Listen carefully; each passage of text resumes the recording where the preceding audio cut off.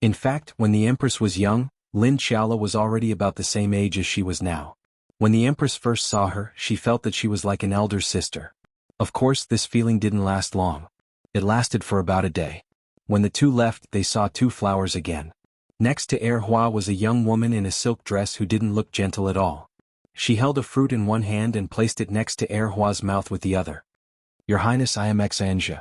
From today onwards, I will be the commander of the palace guards." Xanja greeted the two flowers. Honeysuckle thought for a moment. "Oh." He continued to nibble on the fruit. Xanja smiled, bowed to two flowers and then left. As for Lin Xiaola, she yawned and swayed her feet as she followed.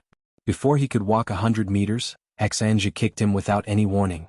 Lin Xiaola was startled, jumped up a tree and asked, "What are you doing?" "If you are so rude again, I will definitely teach you etiquette," Xanja said with a cold face.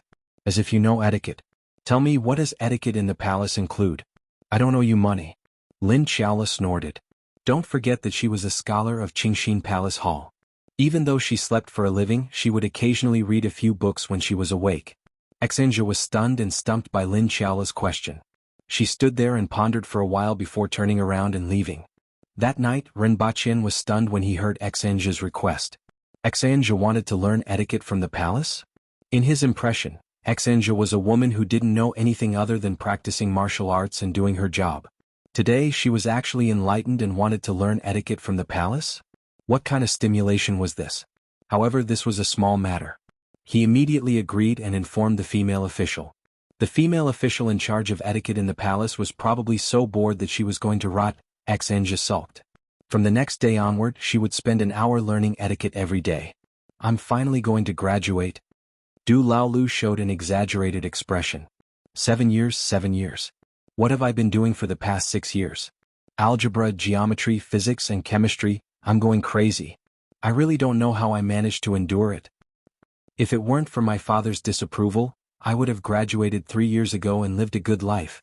Su Peng said angrily.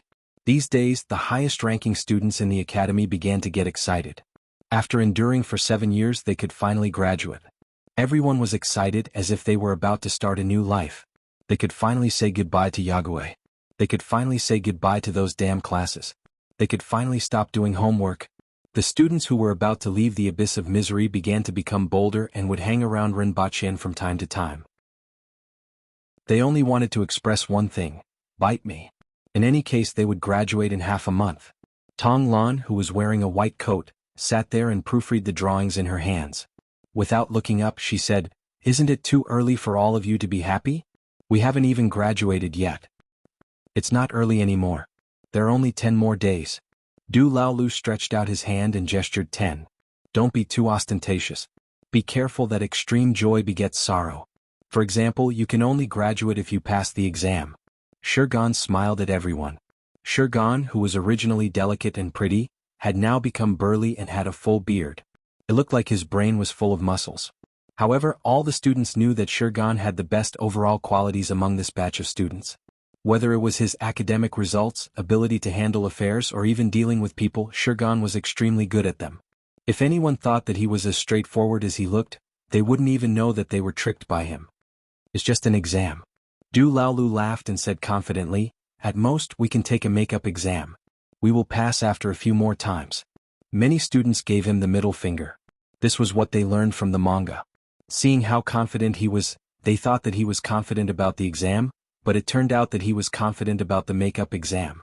While everyone was chatting and laughing, Renbaqian came to the door, saw the lively classroom and knocked on the door with a strange smile.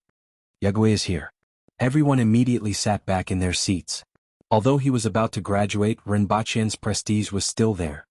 "We will graduate in 10 days. Does anyone have any thoughts?"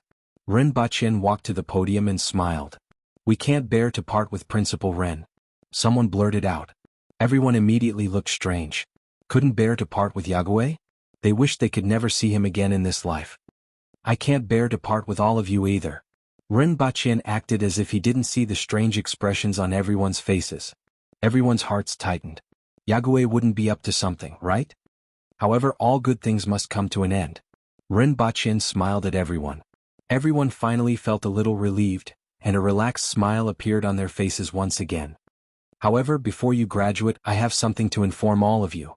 Rinpoche's eyes were smiling. He had been watching the excitement of these students for the past few days. However, in order not to disturb their excitement, there was something that he hadn't told them. It was time to tell them now. Please speak, Principal Ren. Everyone looked relaxed. It didn't matter what the notice was. After all, there were only 10 days left. Everyone could finally escape from the abyss of suffering. First of all, congratulations to all of you for graduating from Black Bamboo Academy's high school. You can be said to be the first batch of highly educated people in Daeyo, Rinpoche said. Everyone nodded their heads. They were still confident about this. Although 7 years was tough, they did learn a lot. They were still very grateful to Rinpoche for this. Next, I will announce one more thing. Rinpoche looked at everyone. In 10 days, Black Bamboo Academy. Rinpoche kept them guessing, paused for a moment and then said with a smile, we will establish a university department. Everyone was shocked. What? Congratulations to all of you for bidding farewell to high school and starting a brand new, university life. Rinpoche was pleased to see that everyone's expressions froze. This included Tong Lan and Shirgan. Everyone widened their eyes and looked at Rinpoche. Principal. What? Under normal circumstances, you will spend 3 years in middle school, 3 years in high school, and university will be missing. 4 years later, you will truly become the top talents of Daeyo.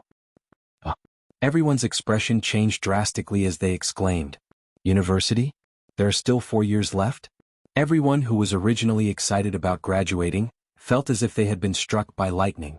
All of them were crispy on the outside and tender on the inside. These 3 years in high school were already countless times more difficult than middle school. They had suffered countless beatings and punishments before they could finally graduate. But now Yagüe was telling them that there was still university? There were still 4 years left? Even in the hot Daeyo, everyone felt as if they had been splashed with a basin of ice water from head to toe. Of course, you can also enter the various departments after graduating from high school. You'd better go back and discuss this with your families. Of course, I will also listen to your family's opinions. Rinpoche smiled amiably. Drop out of high school and enter the various departments? Even if they were willing, would their families be willing? Graduation? Do you think you can graduate? Do you think you can graduate in 4 years? Looking at their expressions, Rinpoche was very happy. He had endured for so long just to tell them this touching news today. Well, I should be able to play around again in 4 years. Let me tell you that there is an advanced profession called masters. There is also an advanced profession called doctors. After that, there is an advanced profession called Saint Seiya. Alright, school is over. Rinpoche strolled out of the door, leaving behind a group of completely petrified students. Baidu search 081 Chinese network yen. No advertising words. Although Rinpoche didn't explain, they had already guessed the purpose of this box. No, a radio station is a radio station.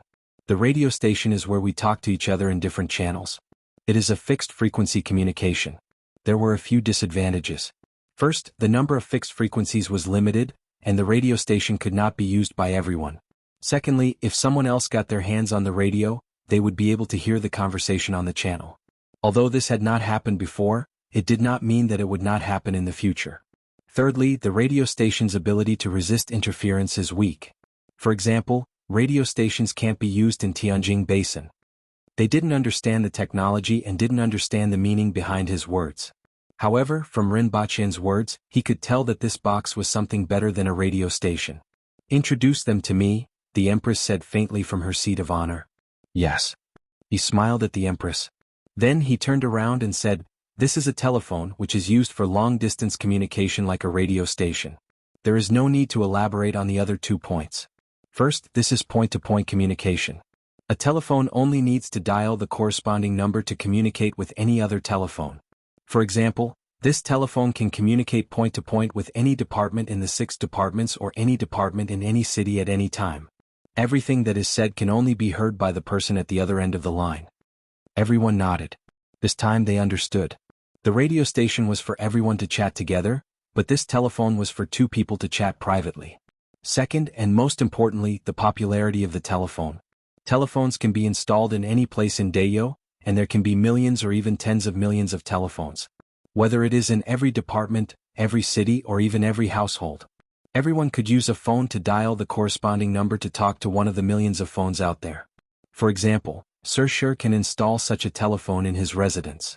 As long as I have the corresponding number of Sir Sher's home telephone, I can call his residence from any place at any time and talk to him through any telephone. For example, all of you can contact him through the telephone in any corner of Lan City or Dayo. Even if you are in the 60,000 mountains, you can contact him through the telephone. After Rinpoche finished speaking, he smiled and looked at everyone. He had to wait for them to react. Although they had seen enough new things over the years, they still needed some time to digest Rinpoche's words. On Earth, the early application of the telephone was the magnet telephone, which was the kind in movies that generated electricity by hand while making a call. After that, the operator would transfer the call.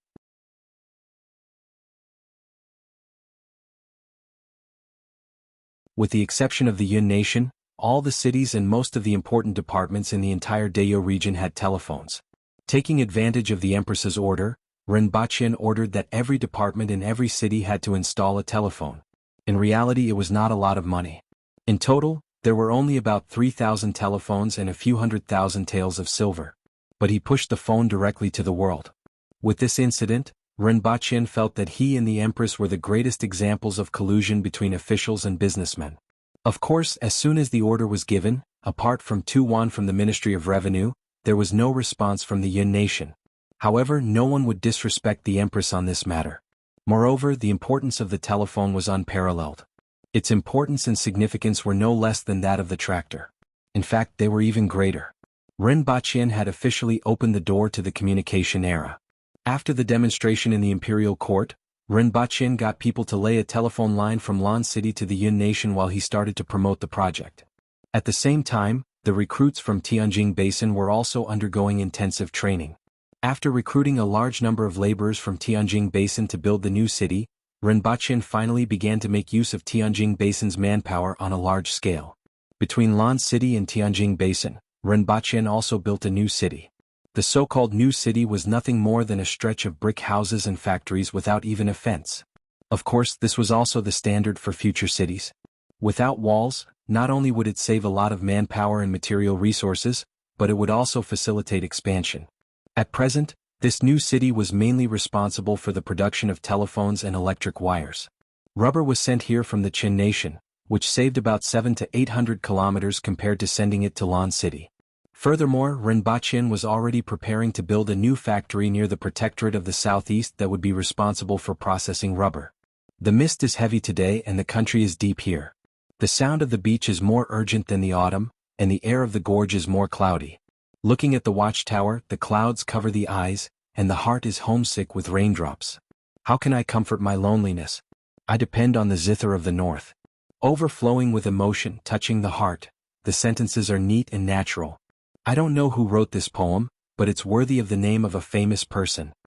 In a restaurant, a few scholars sat around a table, and one of them clapped his hands and praised. It's really not bad. It should be written by Zhao Prince Consort. He's not an aboriginal, so it's not surprising that he could write such a poem in a foreign land. He has a beauty in his arms and great power. I'm afraid he's enjoying it. Someone chuckled. A beauty in his arms? That's not necessarily the case. How could Her Majesty be a warm, fragrant and soft jade? Someone looked around and chuckled. It's better not to talk about these things, an old man said while paying attention to his surroundings. If others heard about the emperor in private, they would immediately be in big trouble. I've long heard that Zhao Prince Consort is proficient in miscellaneous arts, but I didn't expect him to be proficient in poetry. The way of poetry only cultivates one's temperament and isn't beneficial to governing the country. Someone shook his head. What do you think about that telephone? Everyone was discussing a poem that had been circulating in the city recently. There was another sentence at the end of the poem. Homesickness? Make a call home.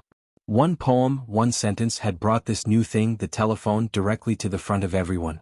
This poem and this sentence were printed on a piece of paper with a picture of a telephone at the bottom. On the back of the paper was a brief introduction of the telephone, as well as the locations of the Royal Telephone Service offices in the various cities of the Yun Nation. As soon as this advertising flyer appeared, it immediately caused an uproar in the entire Yun Nation. It's really incredible to be able to use this to communicate from thousands of miles away. I wonder if it's true. Someone said. It can't be false. This matter has already spread throughout the Yun nation. If it's false, then it will become a laughing stock. How could Zhao Prince Consort be so unwise? I heard that the city commander's residence has already ordered the installation of the telephone. Based on the time, it will be installed in 5 to 7 days. We will know the specifics when the time comes. If it's really as described on that piece of paper, this telephone is really amazing. In the future, no matter what happens anywhere, Lan City will immediately know and orders will be issued. It's scary just thinking about it. You guys don't know, a young man said in a low voice. Do you think this kind of thing only exists? In fact, it has existed for a long time. I heard from my uncle that the city commander once went to the Protectorate of the Northeast for an urgent matter and received a reply within 15 minutes. A few days later, the city commander received the same decree. Even if we don't talk about this, you guys can study the movements of the troops from the Protectorate of the Northeast during the war a few years ago. Stop talking. Someone stopped him. It's useless to talk about this matter. It's not our place to discuss it. Be careful not to invite trouble. Brother Zhu, you're too careful. This matter can be detected as long as someone has the intention. Do you think you can stop the world from talking about it? The scholar said disapprovingly. However, this telephone is also good for us. In the future, if we go out to travel, it's very convenient to call home and ask about the recent situation. That's true. Traveling is just to increase one's knowledge. In the end, it still has to be sold to the imperial family. Now that the Yun nation is gone and the examination is also gone, I don't know where we can go. Someone sighed. As soon as this was said, everyone immediately quieted down. Chapter 10-12. The Yun nation had been gone for 6 years. In the past 6 years, these scholars had been greatly affected. It could be said that his entire fate had changed. They learned the arts and sold them to the emperor's family, but where were they selling them to now? Until now, no one from the Yun nation had become an official in the imperial court of Dayo, and there was no such thing as a major examination in Dayo. It could be said that their path had been blocked. It was also because of this that there were so many scholars who lingered in the brothels, leading a befuddled life. Some of those who were born in large clans were either looking for a way out in the current city magistrates' mansions, or continuing their studies. Those whose family conditions were not good in the first place would simply become a shopkeeper for a merchant or go farming. Originally, the scholars still had some allowances from the imperial court, but now they could only make a living on their own. Although the people present were all of good backgrounds, when they thought of the current situation of those commoner scholars, they all felt sad. As for his own future, he had no idea what it would be like. It's a pity that the royal family of the Xia dynasty is in decline. Otherwise, we could go to the Xia dynasty to find a way out. Someone sighed. Even though they didn't want to leave their homes, if there was really no way out, Great Xia was also a place to go. Furthermore, the Yun nation originated from Great Xia. It wasn't that the people of the Yun nation couldn't accept returning to Great Xia. Unfortunately, the Great Xia dynasty was still at war, and the Great Xia dynasty was still in a weak position. Ever since the rebel army had food, they immediately won over the hearts of the people. It was said that in the territory occupied by the rebels, no one died of starvation. Just this alone was enough to tempt many commoners. The rebel army had food, but the imperial court did not. After a few years, the rebels had already occupied 2/3 of the territory, and the imperial court of the Great Xia dynasty was declining. Perhaps in a few years, even the imperial court of the Great Xia dynasty would no longer exist. Under such circumstances, how would the scholars of the Yun nation be willing to go to Great Xia? It could be said that even their last path had been cut off. A few years ago, the Yun nation was prosperous and Great Xia was at its peak. Emperor Xia Bailong was bent on getting rid of Dayo. Who would have thought that a few years later, Xia Baichong would die, the Great Xia dynasty would be in danger, and the Yun nation would lose its country. Dayo, which used to be backward and barbaric, was now flourishing. At this moment, no one in Dayo's imperial court cared about what the scholars from the Yun nation thought. Everyone's attention was drawn to the recently installed telephone. Ever since this thing was installed, if there was anything else, they didn't even need to send anyone. They could just make a phone call. Only then did everyone understand how much of an impact this thing would have on the future. Tang Xinye watched as the installation was completed. Without waiting for them to test it, he grabbed them and dialed the palace's number. "This is the royal family. Ma'am." A man's rough voice came from the other end of the line. The imperial family was different from other families. They had to report their names before they would be transferred to His Majesty or someone else. Otherwise, if others knew the number of the royal family and called them every day, who could stand it? I am Tong Jinye. Tong Jinye beamed with joy. He had already used this thing in the Ministry of Works, but it felt especially refreshing to install it in his own home. Oh, it's Minister Tong. What's the matter? I'm just giving it a try. Tong Jinye chuckled and hung up the phone. The face of the operator on the other end of the line twitched. After hanging up the phone, Tong Jinye continued to call the Ministry of Works. Then he called Shirqing, Ko Zhihai, Tu Wan, and Zhuyen according to the paper pasted on the wall. Some of them got through, while others couldn't because the telephone hadn't been installed yet. After making one round of calls, Tong Jinye dialed Qin Chuan's number with a mischievous look on his face. The phone was picked up after ringing for a while. Qin Chuan's voice came from the other end of the line. This thing just rang. Did someone call? Idiot. Tong Jinye beamed with joy. There was a moment of silence on the other end of the line. Then Qin Chuan's thunderous roar could be heard. Ignorant Tong, how dare you call me? In fact, Tong Jinye could hear Qin Chuan's voice clearly even after he hung up the phone. Their mansions weren't far apart, and they were only separated by the residence of the Ministry of Rights minister. Idiot son, bite me? Tong Jinye laughed heartily. Ignorant old man, you are simply courting death. If I see you, I'll tear down that big dragon bone on your back and use it as a crutch. The big dragon bone referred to the spine, and the Aboriginals like to call it the big dragon bone. I didn't expect to hear your flustered and exasperated expression while I was drinking tea at home. Xinghong, give me some more tea. Idiot, you can't see me, so what's the use of shouting? Zhao Prince Consort has a good saying, a dog that bites doesn't bark. Ah, just you wait, ignorant old man. I'm going to teach you a lesson today. Tong Jinye heard the sound of something smashing on the other end of the line. He wondered if that old man had smashed the phone. In less than 30 breaths, an angry roar came from the top of the Tong residence. Ignorant old man, come out now. I'm going to tear your mouth apart today. Tong Jinye looked out and saw Qin Chuan standing on the roof with a knife looking for him. Needless to say, there was a routine fight. From that day onwards, Tong Jinye had another hobby. He would call Qin Chuan every night when he had nothing to do. The Xiong residence, which was situated between the Qin residence and the Tong residence, could be heard cursing at night from both sides. Even though they were using the phone, their cursing could be heard across half of Beihong district. Most of the cursing would end up in a brawl. After a few days, Xiong Yaohe cursed in court with dark circles under his eyes. In the end, the empress gave both of them 50 strokes of the paddle each. She really gave both of them 50 strokes of the paddle, not one less. However, to the two of them, who had thick skin and flesh, 50 strokes of the paddle was no different from scratching an itch. The cursing continued every night. Then the cursing turned into a 3-person cursing. Now, it was the others who went to court with dark circles under their eyes. This farce continued until Tong Jinye and Qin Chuan were surrounded and beaten up by everyone. Before that, the Yun nation had also opened a phone line. In Luoya City, in addition to the warlord, all the officials were gathered around a table in the middle. Is this the phone? It's such a big thing. What's this string for? It's said to transmit sound. Can this string transmit sound all the way to Lan City? Won't we know after we try? Wait a while. The city guards have installed one too. Let's try it after it's done. Send someone to ask if it's ready. The city guards will need another day to install it. Why don't we try somewhere else? All right, shut up, the warlord said faintly. Then he took out a small book from his pocket, flipped through a few pages and turned the dial on the phone according to the numbers on it. Those with sharp eyes could see the words Dayo's address book written on it. After a while, a beeping sound came from the other end of the phone. The room immediately quieted down. Everyone pricked up their ears to see if this thing could really talk to people thousands of miles away. Who is it? When the other end of the phone was connected, everyone held their breath. The warlord was distracted for a moment, but the call was actually connected.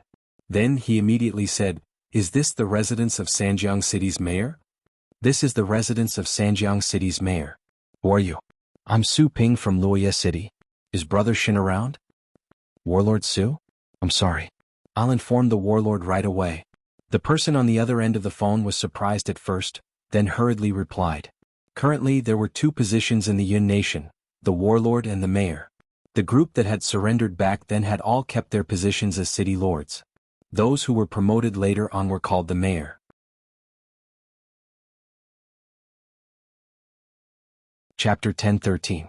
As the telephones were gradually installed in the residences of the warlords of the Yun nation, the originally vague veil over this new thing was finally lifted. There was no limit to the distance. They could talk at any time from hundreds of kilometers to thousands of kilometers away. They could clearly hear the other party's voice. The two warlords could even use it to chat about their daily lives. There was no need for the various departments to send people for anything. They only needed to make a phone call. Soon, everything about telephones swept through the entire Yin nation like a storm. Whether it was on the streets or in the alleys, in the brothels or restaurants, people were discussing telephones.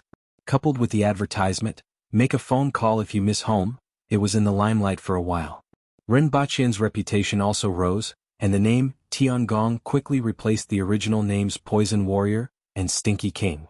Rinpoche was happy to see this because he finally didn't have to carry those two names on his back anymore. The name Poison Warrior was fine, but the name Stinky King would occasionally reach his ears through the rearguard commandery, making him feel inexplicably sad every time. It was as if he had become a stink bug crossing the street. What followed was a large number of orders from the people. In particular, the families and chambers of commerce didn't have a problem with the high installation cost and monthly rent of the telephones. The benefits of timely communication were innumerable. In just half a month, more than 40 royal communication stores throughout the Yun nation received more than 7,000 orders for the installation of telephones. A total of more than 40,000 telephones needed to be installed. On average, 6 telephones were installed for each order. Many chambers of commerce and families had installed one in each of the cities in their area of activity. This was 10 times the number of telephones installed in the Yun nation's imperial court and cities. This showed the affluence of the people of the Yun nation and their enthusiasm for telephones. With Rinpoche's current manpower, he could install more than 300 telephones a day. It would take more than 3 months to install more than 40,000 telephones. In addition to the installation of telephones in the southern cities of Dayo and Tianjin Basin, they would be fully booked for at least half a year. In addition to the public telephones that were expected to cover all of Dayo's cities, it was estimated that it would take at least another year. A month later, Rinpoche received a special telephone installation request. "Your Highness, you can't possibly refuse such a small request, right? Don't forget that we are still partners." Qing Lian looked at Rinpoche with a smile. Well, she had read the term partner from a book that Rinpoche gave her. "You want me to lay telephone lines in Great Xia?" Rinpoche smiled faintly and asked, "Do you know how much it costs to lay these cables?" Qing Lian smiled at him and slowly said, "Your Highness, you call that a telephone cable, right?" His Royal Highness used 20 pairs of telephone cables, which required 15.1 kilograms of copper per kilometer, which contained 51% copper. In other words, 1 kilometer required 7 kilograms of copper and 4 kilograms of insulating material. The distance from Iron Suwa Pass to Little Jade Capital is 2,400 kilometers, and we need to go to Longchuan, Jiangyin, Qibei, Diyao, Shandong, Shenglong, Xingqing and Wu Road Pass. There are 8 routes, a total of 6,300 kilometers. Including the previous 2,400 kilometers, there was a total of 8,700 kilometers. Since the weight of a copper coin is 4 to 5 grams, we will count it as 5 grams. 1 tael of silver was equivalent to 1,200 copper, which was equivalent to 6 kilograms. I also roughly estimated the price of rubber. 1 kilogram wouldn't exceed 100 coppers, which is half the price of copper. Thus, excluding manpower, the cost of 1 kilometer was 2,180 copper coins. Based on the calculation of 2 taels of silver, the total cost would be 17,400 taels of silver. We can offer 200,000 taels of silver. Of course, I also know that this amount of silver isn't much to your Highness, but Great Xia is vast and only you have the telephone technology. In the future, the entire Great Xia will have to rely on you in this aspect. These 8 routes are just the beginning, or it could be said that your Highness did it out of convenience. However, His Highness's convenience is of great use to us. All of us are extremely grateful to your Highness. Rinpoche looked at Qing Lian's confident face and felt that it was a pity that such a talent was wasted on fighting and killing. Scientific research should be her home. The Sea of Stars should be her goal. You should continue to study at the academy. Are those sword masters doing well here with your Highness? Qing Lian asked with a smile. After this is over, I might have to join them and seek shelter under your Highness. I do owe you a favor for this. I can't forget, so you don't have to remind me. Rinpoche knocked on the table. It's not that I can't agree to this. Ren Bachin thought about whether he should take this opportunity to get them to give him a tax-free agreement to set up a telecommunications company in Great Xia in the future. Merchants in this world had to pay taxes, and the same was true for telecommunications companies. This was especially true in 10 to 20 years when everything in Great Xia was stable. Given the population of Great Xia, it wasn't impossible for a few intelligent people to imitate and research telephones and switchboards. There weren't any before, but no one thought of it. 10 to 20 years would be enough for them to study the principles based on the real thing. At that time, this agreement would give the Royal Telecommunications Company a great advantage in the market. However, after thinking about it carefully, it wasn't very meaningful for him to have these little ideas with these people. This wasn't Earth, and it wasn't a world where everything was linked to economics.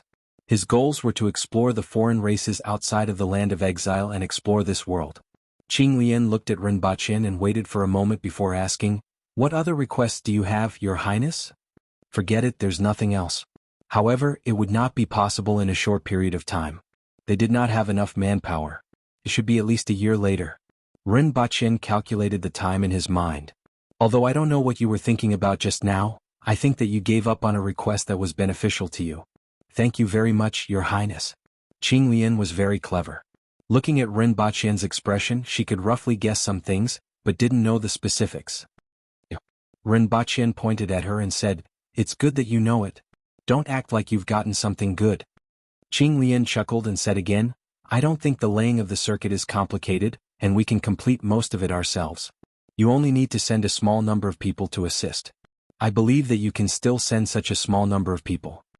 Once again, Rinpoche felt that it was a pity for Qing Lian to follow those rebels to fight and kill. Even if such a talent wasn't sent to the research institute, she would still be a capable person in the imperial court. Currently, among the few students that he favored in the academy, none of them could compare to her in terms of knowledge or mind. What a pity. That's settled then. I'll send 10 people to assist you. Rinpoche nodded. "Thank you, Your Highness." Qing Lian didn't look happy even though this trip was a success. In fact, she had never worried about this matter. Therefore, after the negotiation, Qing Lian said, "Previously it was official business. Now that it's done, I would like to congratulate Your Highness and the Empress of Dayo on the birth of a child." If it were anyone else, she would naturally try to get closer to them before talking about official business. In Qing Lian's mind, there was no need to do so. "I've obtained several ancient scrolls recently, and I've brought them with me as a congratulatory gift for the little princess." Rinpoche subconsciously asked, "Did you dig up graves?" Qing Lian covered her mouth and chuckled. "Your Highness, you guessed it right. Baidu search 081 Chinese network yen. No advertising words."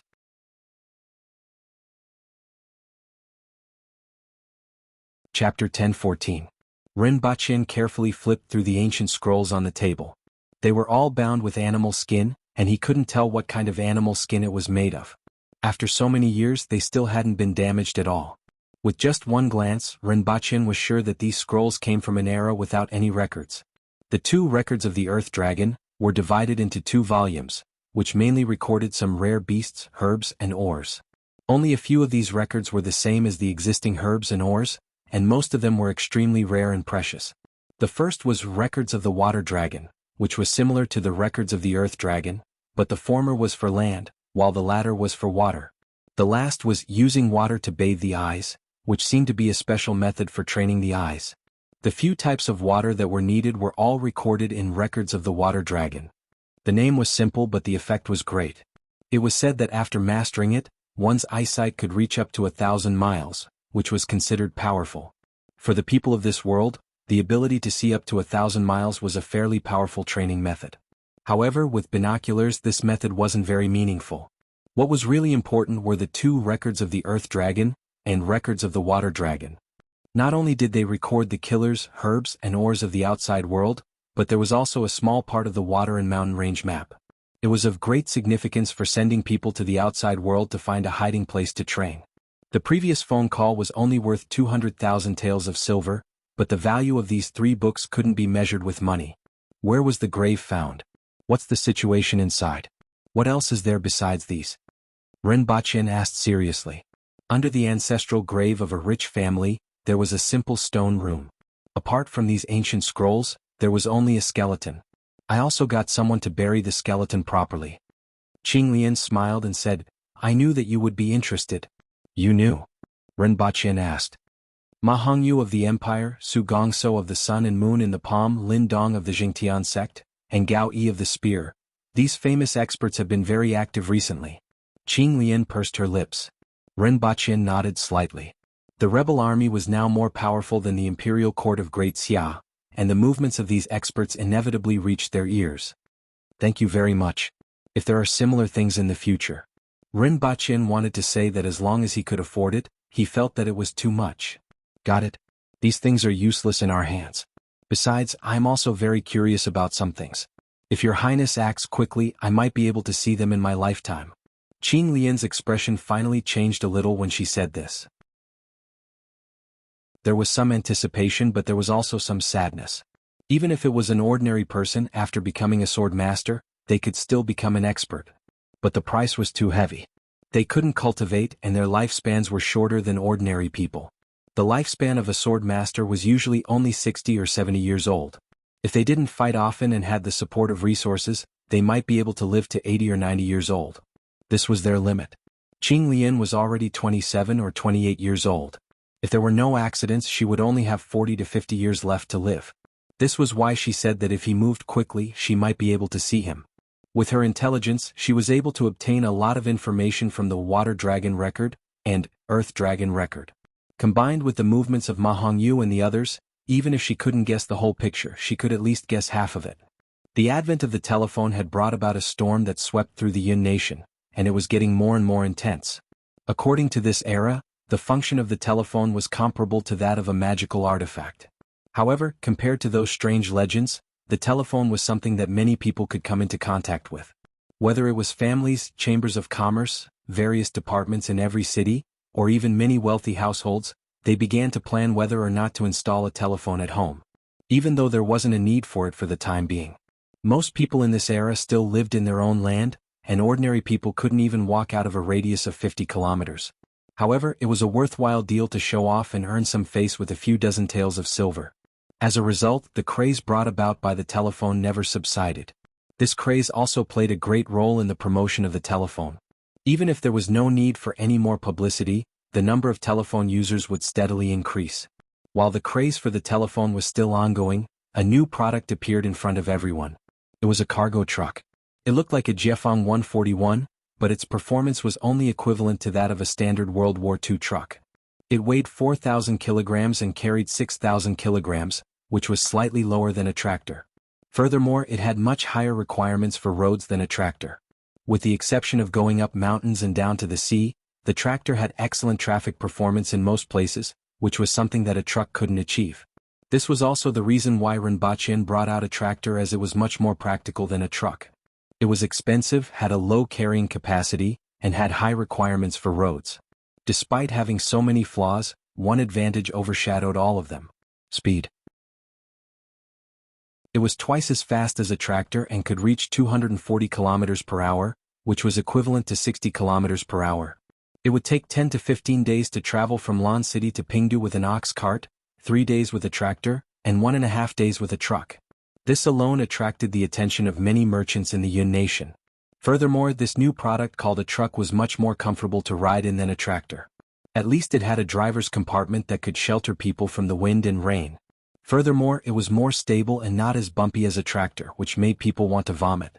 2,000 of these trucks were ordered as soon as they were launched. Many people were even prepared to use this thing as a daily means of transportation. The only thing that limited the popularization of this truck was the roads. However, there was another piece of news that appeared along with the truck. It was to recruit more than 1 million laborers from the Yun nation to build roads there. With the daily flow of caravans on the road from Lan City to the Yun nation, a large number of materials were transported to both places.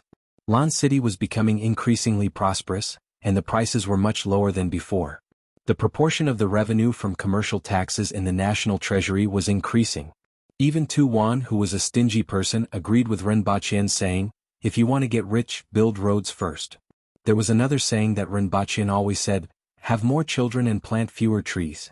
Furthermore, with the salt and iron mines returned to the imperial court and the revenue from the Department of Commerce, the national treasury's revenue had increased several times compared to before. The batch of gold and silver that was plundered from the Yun nation back then was still in the national treasury. Not only did it not decrease, but it was also increasing.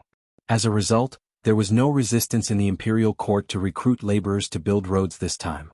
It only took 3 days from the proposal to the agreement. The decree was passed down to all the cities in the Yun nation. City commander, get ready. A decree has arrived.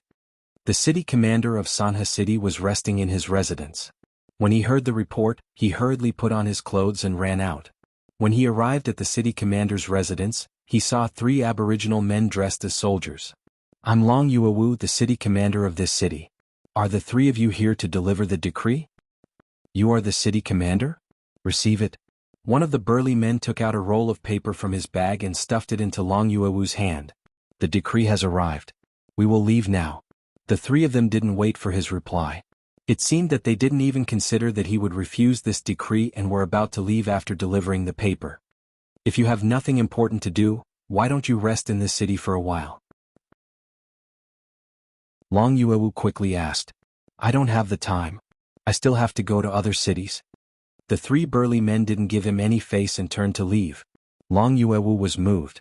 He didn't know why they still had to go to other cities. These barbarians are very unreasonable, a young scholar said as he walked out from behind the door. Don't let me hear the word barbarian ever again, Long Yuawu said unhappily. The scholar's expression changed slightly as he lowered his head and said, It's a slip of the tongue. Furthermore, it might not be a bad thing for them to be like this, Long Yuawu added. Regardless of whether it was delivering a decree or something else, the news was delivered without any sloppiness. It wasn't like the Yun nation, where if there was an envoy from the imperial court, they would not only receive him extravagantly, but they would also send gifts. Previously, he had been forced to become the city commander because he wanted to ensure the survival of the people in this city. As for what it felt like to be the city commander, he simply didn't dare to think too much about it. He didn't expect that after a few years, his position as the city commander would be so stable. Furthermore, the aboriginals wouldn't give him any trouble. It wasn't as chaotic as the Yun nation, which saved him a lot of trouble. As such, he really liked the aboriginal style. Long Yuawu opened the scroll and glanced at it. His expression changed slightly. Sir, what's the matter? This time, the imperial court wants to recruit 1 million laborers to build the official road. 1 million laborers. The scholar was also moved. That's right. Our city needs 28,000 laborers. Long Yuawu said in a deep voice. The 2 of them weren't surprised by the number, but by the fact that it was actually labor and not corvée labor. One had to know that corvée labor didn't get paid. In previous years, corvée labor was used to build roads and cities. On the other hand, labor had to be paid. Everyone gets 1 tael of silver a month. Long Yuawu said again. It wasn't a little but a lot. This was already the normal income of an ordinary citizen. Some of the poorer ones didn't even have this income. One had to know that this was labor, and every city had to provide a sufficient number of people. It was a little mandatory, and even 800 copper coins as a salary was a lot. 1 tael of silver as a salary and food was included. This treatment was simply generous. That was why the 2 of them were surprised. Long Yuawu had mixed feelings in his heart. When he took office as the city commander, he was prepared to be criticized in the back. In the end, after the aboriginals conquered the Yun nation, not only did they not exploit him, but they also used conciliatory methods. Since they were conciliatory, there was no need for him to say or do much. He just had to follow the imperial court's orders. After a few years, he had gained some reputation. Chapter 10:15. The recruitment of laborers went smoothly. The imperial court forcefully allocated the number of laborers to each city. There were more than 400 cities, and the smaller cities had to send more than 10,000 people while the bigger cities had to send 30,000 to 40,000 people. Although it would have a little impact on the cities, it wasn't a big deal. The Yun nation also had a population of nearly 100 million. This wasn't like sending able-bodied men to war.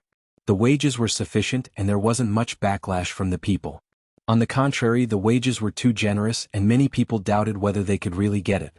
As for the other classes such as scholars, wealthy families and merchants, they were happy to see this happen and were even looking forward to it. After all, after walking the road from Lan City to Pingdu, the road to the Yun nation was no different from a country road. In just 20 days, millions of laborers were recruited to start building the road to the Yun nation. The first was the road from Pingdu to Wangjing. After it was repaired, it would only take 2 days for tractors and 1 day for trucks to travel from Pingdu to Wangjing. In other words, with trucks, fresh seafood from the sea could be delivered to Lan City in 2.5 days. For the people of Dayo who had a hard time eating, this was an excellent thing. After all, as far as Rinpoche knew, there was kelp in this world, but the fishermen of the Yun nation didn't eat it. The various resources in the sea were also extremely rich. At present, the ingredients in the sea were what Rinpoche cared about the most. This was because he wanted to expand the planting area of soybeans and other oil crops that were used as raw materials for biodiesel. This would reduce the farming and grazing area in Dayo, which wasn't considered rich. In this case, the sea was an excellent source of food. Shaojiang Academy. The sound of people reading echoed in the academy. The sound of students reading had always been Ning Changqing's favorite. At this time, Ning Changqing, who was nearly 70 years old, was sitting in the courtyard with his eyes closed. He was listening to his favorite reading, but his eyebrows were furrowed. "Dean, we can't go on like this." Sitting not far away from him was a scholarly scholar who was about 50 years old. Amos replied softly, his eyes still closed. Shaojiang Academy was one of the top 5 academies in the Yun nation. For hundreds of years, there had been many important officials from the academy. There were 2 prime ministers. There were countless officials, big and small. Ever since the establishment of the Shaojiang Academy, it had emphasized, a good country should not nurture talents first. A way to nurture talents should not first encourage them to learn. When students entered the academy, they would be enrolled in different subjects according to their specialties. Not to mention whether they were willing to work for the Aboriginals or not, they didn't even have the opportunity to work for the Aboriginals.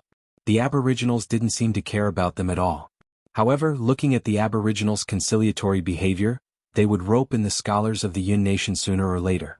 They just had to wait. At the thought of this, the scholar felt extremely complicated. On one hand, Dayo was their enemy. On the other hand, the Yun nation was now under Dayo's rule. On the contrary, it wasn't as chaotic as before, and the people were living a better life than before. Just like the conscription in the past few days. If the Yun nation was still in power, they would probably become forced labor and end up in misery. Furthermore, the behavior of the Aboriginals in the past 2 years was completely different from the fierce and overbearing Aboriginals of the past. The 2 of them sat in the courtyard, each thinking of their own thoughts. At this moment, an old man rushed in and said, "Dean, something has happened." "What's the matter?" Ning Changqing opened his eyes. "Don't worry, speak slowly." Ning Changqing's eyes weren't muddy like an old man's. Instead, they were clear and intelligent. The old man took a deep breath and said, "A few Aboriginal soldiers are at the door and want to see you, Dean." Ning Changqing knocked on the armrest of the chair twice, stood up and walked out. "Dean, should we inform the others?" The scholar got up and followed behind him with a worried look. He didn't know what the Aboriginal soldiers were here for. "Don't alarm the others." Ning Changqing waved his hand. "Might not be a bad thing." A moment later, Ning Changqing arrived at the entrance of the academy. The old man didn't know the purpose of their visit and hurriedly ran to the academy to report the news before leaving them outside. Fortunately, they didn't look impatient. "Gentlemen, I'm the dean here. Sorry for the delay. Please come in and talk." "There's no need. We'll give you the letter." "We'll leave after you reply," said a woman in her 20s who was wearing armor. She took out a letter from her bosom and handed it to Ning Changqing. "Gentlemen, please wait for a moment." Ning Changqing took the letter unhurriedly and opened it. He frowned, frowned and relaxed again. The scholar beside him looked at his frown and felt like pressing his fingers to smooth it out. "Please report to Zhao Prince Consort that I will bring the students of the academy for an exchange." "Got it?" The person turned and left. After the other person left, the middle-aged scholar asked, "Dean, what kind of exchange?" Ning Changqing's frown finally widened. "Didn't I tell you to wait? You've waited." Ning Changqing continued, "Zhao Prince Consort invited the students of the academy to visit Black Bamboo College for an exchange. That's what the letter said."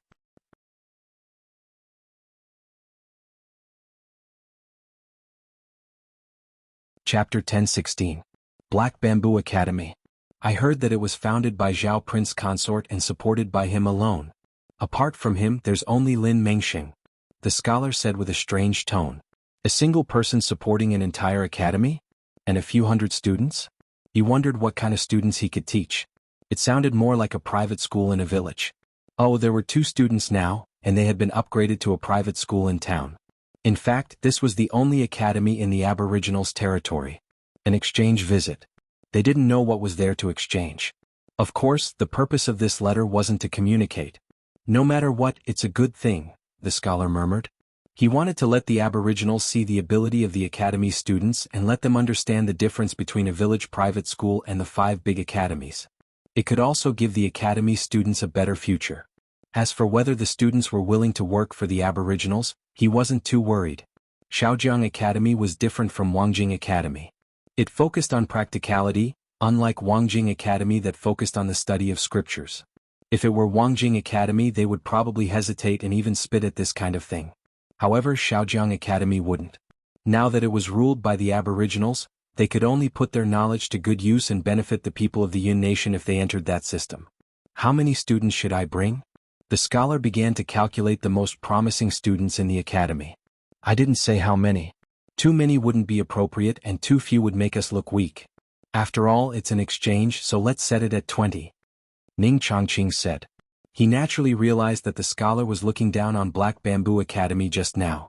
However, he didn't think it was that simple. Zhao Prince Consort wasn't simple. Not to mention the tractors, trucks, glass, silver mirrors and noisy phone calls. In just 1 year he had pacified Tianjin Basin and sent those people to the Yun Nation. They had played a great role in the war between Dayo and the Yun Nation. This wasn't something an ordinary person could do. Although he was a prince consort, it was one thing for the empress to fall in love with him, but it was another for the people in Dayo's imperial court to agree with him. From the policies of the Aboriginals in the Yun Nation, his shadow could be seen everywhere. Just these 2 points alone were enough to show his talent. In the past, Black Bamboo Academy relied on him alone. Later on there were only 2 of them including Lin Mingxing. It was impossible for the 2 of them to teach hundreds of students. Moreover, he heard that there were more than a few hundred students in Black Bamboo Academy. There were a total of 6 grades and thousands of students. He really didn't know if he had a doppelganger technique. Otherwise, how could he teach so many students? After thinking about it, Ning Chongqing decided to keep his doubts to himself. In any case, he would be able to see what the students of the Black Bamboo Academy were like in a few days. Dean, they didn't just invite us this time, right? Could there be Wangjing Academy and Jiangling Academy as well? The scholar suddenly thought of something. If that's the case, I'm afraid we'll have to communicate with them. The scholar emphasized the word, communication. In the past, when the 5 academies met, there would often be competitions. Everyone wanted to suppress the other. Furthermore, they were in Lan City, in front of the entire imperial court of Dayo. In the past, they were all in the Yun Nation and knew each other very well. It didn't affect them much even if they won or lost. However, it was different this time. Whichever academy could suppress the others would immediately enter the eyes of the imperial court of Dayo. The academies would also be more valued in the eyes of the imperial court of Dayo. In the future, the students of the academies would also be looked up to. This time, it was much more important than those previous exchanges. Not to mention the possibility of accepting the children of some important Aboriginal officials to study in the academies. Ning Chongqing frowned. He understood what the scholar was thinking. After thinking for a while, he sighed. Go and inform the students to see who wants to go. Shui Yuanpei Ma Hualong and Chao Gui want to go. Yes. The scholar left with a smile on his face. These 3 students were the most outstanding students in the academy in recent years. Each of them was a talent for governing the world. This scene didn't only happen in Shaojiang Academy, but also in several other academies. Every academy that received the invitation understood the importance of the exchange at Black Bamboo Academy. Therefore, they sent their most outstanding students to prepare for a good exchange with the other academies.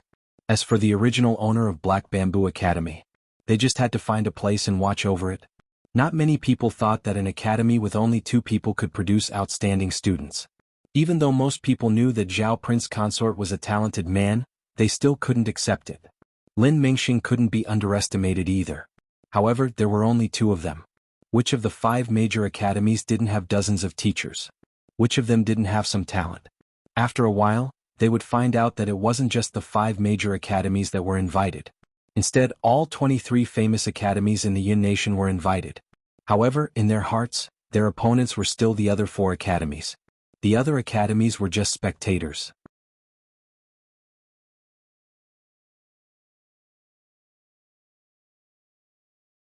Chapter 10:17. Father, where are we going? Honeysuckle sat beside Rinpochen and looked out the window at the scenery outside with a happy face. The scenery on Earth and Lan City were very different. The tall buildings, the colorful colors, the rolling traffic and the sea of people all excited her.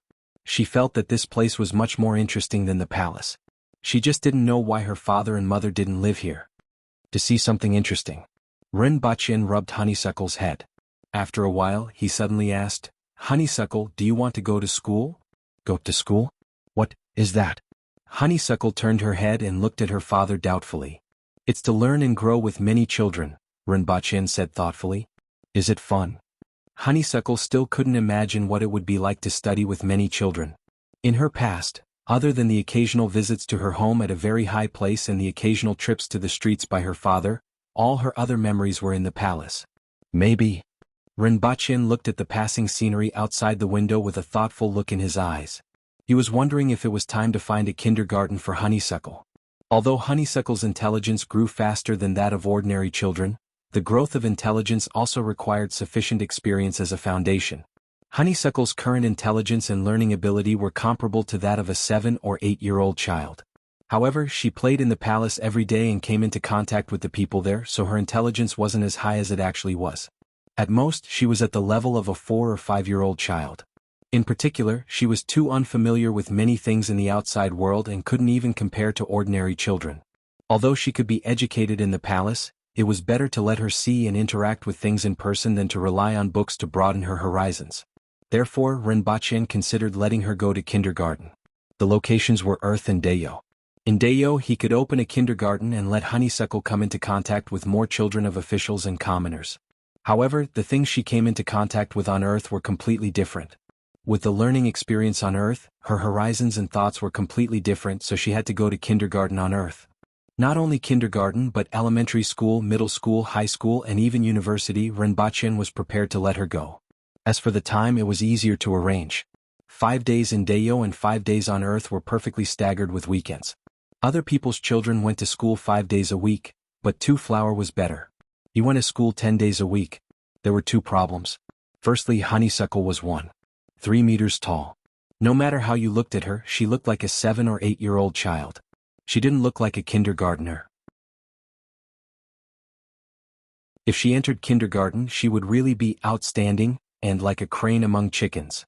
Moreover, her muscles looked rather strange to the others. The other thing was her control over her power. In the palace, even the roaring emperor and the golden-haired man, whom she trampled on every day, were at the man-wheel level. As for the children in the kindergarten, if she couldn't control her own strength, something bad would really happen. It seems like I have to teach her how to control her power first. Ren Bachien thought to himself. She had been doing this since she was born, but the effect was sometimes good and sometimes bad. Every once in a while, she would be able to absorb a portion of the essence that she had obtained from the Empress and stored in her body. As a result, her strength would increase a little. After that, he needed to get used to his new strength. Now, her strength had grown from the strength of 1,500 kilograms when she was born to more than 2,500 kilograms, which was a little higher than his own strength. However, she hadn't been trained in the use of her strength, and her punch didn't even have the force of 2,500 kilograms. One had to know that an earth-wheel expert's punch could have 4 to 6 times the force of impact. This wasn't just the strength of the hands but also the strength of the legs, waist, and the body. The explosive force of a Cardinal Heaven expert was even stronger and could reach more than 10 times the force of impact. This was the difference between having martial arts and not, and between a Cardinal Heaven expert and a Cardinal Heaven expert. This was why a Cardinal Heaven expert could cause so much damage. This was also why a Cardinal Heaven expert was so much stronger than an Earthwheel expert. According to normal strength, a Cardinal Heaven expert would generally have the strength of 3,000 to 4,000 kilograms, and an Earthwheel expert would have the strength of 1,000 kilograms. In reality, the difference was like heaven and earth. Even so, her destructive power couldn't be underestimated. One had to know that she was only 3 years old. 2,500 kilograms of force was enough for her to demolish houses, kindergartens, schools, and most of the living things on Earth. While Ren Bachien was thinking, the car began to slow down. Looking out of the window, there was a turbulent flow of cars and people. They were nearing the stadium. There were many single-person aircraft in the air, and they were all responsible for maintaining order and guiding the people. Nowadays, many countries had introduced policies to limit the height of single-person aircraft. However, China's air traffic control had never been lax, and only certain functional departments could use it. Outside the window, A large number of people waving national flags were walking on the streets.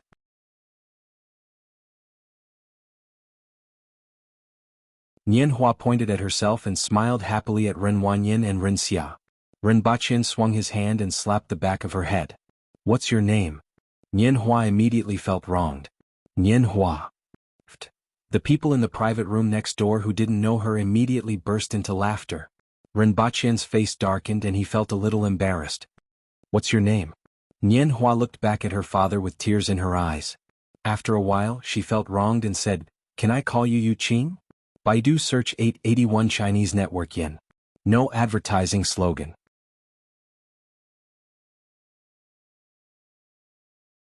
Chapter 10:18. It wasn't shameful for his daughter to be called Heir Hua. At most it was a little rustic. Who didn't have a nickname like Gooden? However, it was rather awkward for the eldest princess of a country to be called Heir Hua. Furthermore, she was the eldest princess of a huge empire that was 2/3 the size of China. However, Ren Baqin quickly put this matter aside. Ren Wanyin eagerly introduced the other people in the room to Ren Baqin. They were all famous entrepreneurs and also his business partners. Of course, Ren Baqin didn't know any of them. He just nodded kindly as a sign of his goodwill. He was more familiar with Chief Ma, Second Ma, Faceblind Dong, and the pig farm owner. However, those people had long retired, and the grass on their graves was already 3 meters tall. No one could resist the baptism of time. However, in the eyes of others, Ren Baqin was an exception. After a few decades, he didn't seem to have changed much. In the eyes of the higher-ups of the country, even though they were envious, they knew the reason. In the eyes of others, looking at Ren Baqin, whose appearance hadn't changed much, was like looking at a strange person. For example, some of Ren Wanyin's business partners knew that he had an elder brother who wasn't a simple person. However, at this moment he looked more than 10 years younger than Ren Wanyin and had the appearance of a young man. Even those who didn't know him would know that he wasn't a simple person just by looking at him. It wasn't just because of his fierce appearance or young look. It was because of his imposing manner, which couldn't be developed unless he was in a high position and held great power. Ren Baqin kindly nodded to everyone and returned to his seat with Heir Hua. "Father, there are so many people down there. Can we sit there?" Heir Hua sat on the chair as if there were nails under her butt. She couldn't sit still for a moment and kept moving around. She was wearing a white inner garment with a blue chiffon dress and a single ponytail. The clothes were quite old-fashioned and didn't stand out on her at all. Instead, it was very harmonious, as if she was supposed to wear it this way. Moreover, with the emergence of cultivation methods, there were more and more people dressed in Han clothing in recent years. Therefore, people would not find her clothes strange. However, her personality was like a monkey's. According to Ren Baqin, she was hyperactive. "Just call me father outside." Ren Baqin rubbed her head. Father. Heir Hua always felt that father was a very noble title. His father was his father, so he had to listen to him. In the future, he must let others call him dad, and let them listen to him. Honeysuckle was still young, but his mind was filled with a lot of things. It was filled with the imagination of a child his age. Heir Hua rolled his eyes and saw the bottle on the table. His face was filled with envy as he thought, "Wine?" He asked, "Father, can I drink it?" If others were to see her like that, they would definitely feel pity for her. Such a young lady had to be so careful even when drinking juice. Her upbringing was too strict. However, no one could imagine her glorious history of sneaking out to a restaurant and drinking with others. The bamboo stir-fried meat didn't make her feel anything, but the 3-character classic really scared her. He stayed in the palace for at least 3 days before he tried to sneak out again. Unfortunately, he failed and was punished to copy the 3-character classic 50 times. This time he had a better memory and behaved himself for 4 days. Not long after, the private room on the other side was also filled with 6 or 7 people. Someone greeted Ren Wanyin and even chatted with him. During this time, Ren Wanyin naturally introduced him as his elder brother. The other party was a man in his 30s or 40s. After thinking for a long time, he still couldn't figure out who Ren Baqin was. However, the fact that Ren Baqin was sitting in a private room instead of Ren Wanyin's was enough to show that he wasn't a simple person. One had to know that a private room for a popular event like the Olympic Games couldn't be booked even with money. Ren Baqin greeted him perfunctorily. He wasn't interested in socializing with these people and couldn't even be bothered to remember their names. In another 10 years, there would be a new group of people. This person is quite arrogant. Another young man in the private room saw his perfunctory expression and laughed softly. I wonder which deity he is. Director Liu, you are being looked down upon. The person called Director Liu was the one who greeted Ren Wanyin earlier. His expression didn't change and he just patted Ren Wanyin's arm before sitting down indifferently. That young man chuckled. He looked indifferent, but it seemed like he was angry at being looked down upon. He had quite a bit of strength in his hands. One had to know that Director Liu was a rising star in the country in the past 10 years. He wasn't old, but he was the boss of a high-tech company. His net worth wasn't low and he had a lot of followers in the industry. His weakness was that he wasn't very tolerant. However, the other party was Ren Wanyin's relative, so Director Liu probably didn't dare to make an enemy and could only swallow his anger. One had to know that Ren Wanyin wasn't just a rising star, but a giant of the new generation. With a smile in his eyes, the young man turned his head and saw Honeysuckle leaning against the glass fence and looking down. With a look of longing, he smiled and asked, "Little girl, what's your name?" When Honeysuckle heard the voice, she turned her head in confusion. The other party asked again. Honeysuckle turned her head and saw that her father wasn't looking at her. Then she stood up proudly and pointed to herself. "Father." The young man's expression suddenly froze. He looked at Honeysuckle playfully and pointed behind her. "Your father is over there." Honeysuckle stubbornly pointed to herself and said, "Call me father." This time the young man finally confirmed that he wasn't mistaken. He felt a little awkward, but he couldn't argue with such a young child, so he could only turn his head away. The people nearby all chuckled when they saw this. The young man and Director Liu were both wondering who Ren Wanyin's biological brother was. Soon the match was about to begin. It was the first round of the women's table tennis singles group stage. As the match time approached, the audience in the arena began to spontaneously wave the national flag and sing the national anthem. Honeysuckle listened attentively. When it was the second round, she immediately jumped onto the table and sang along. She loved this kind of excitement. Honeysuckle's first voice stunned most of the people in the spectator stand. Her voice was loud, too loud. If one had to describe it, it would be like the roar of a legendary dragon. One person could drown out the voices of hundreds of people. Those who were close to her couldn't hear anything except her voice. They all turned their heads and looked at her in shock. The young man who had spoken to her before was even more shocked. This little girl looked quite delicate, but why was her voice so terrifying? It was shocking enough for such a little girl to let out such a dragon-like roar. But that wasn't the only thing that shocked them. What was even more terrifying was that she had sung the national anthem with a childish voice that sounded like a death rock song. She simply suppressed the entire audience. Half of the spectator stand was emptied. Even the cameras turned to capture the 7 or 8-year-old girl jumping on the table. This was a live broadcast to all the people around the world who were watching the match. Ren Bachin sat in the chair behind her and was brainwashed by the demonic music. He watched her jump on the table with a dark face. However, after thinking about it, he stopped his hand that was about to pull her back. This child has been cooped up in the palace for too long. Ren Bachin knew why she was so excited as soon as she came out. Therefore, he didn't disturb her rare indulgence. Below the stage the match began. Lu Xiaoling from China versus Sonam from India. First, set a small goal. For example, remember in 1 second. Booksellers Mobile.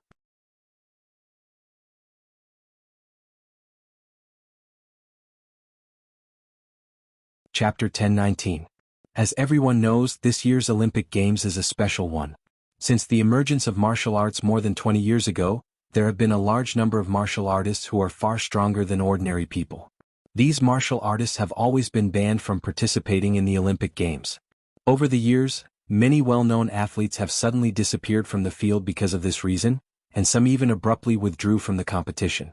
This year's Olympic Games has broken this restriction, and athletes who have reached the Xian level can also participate.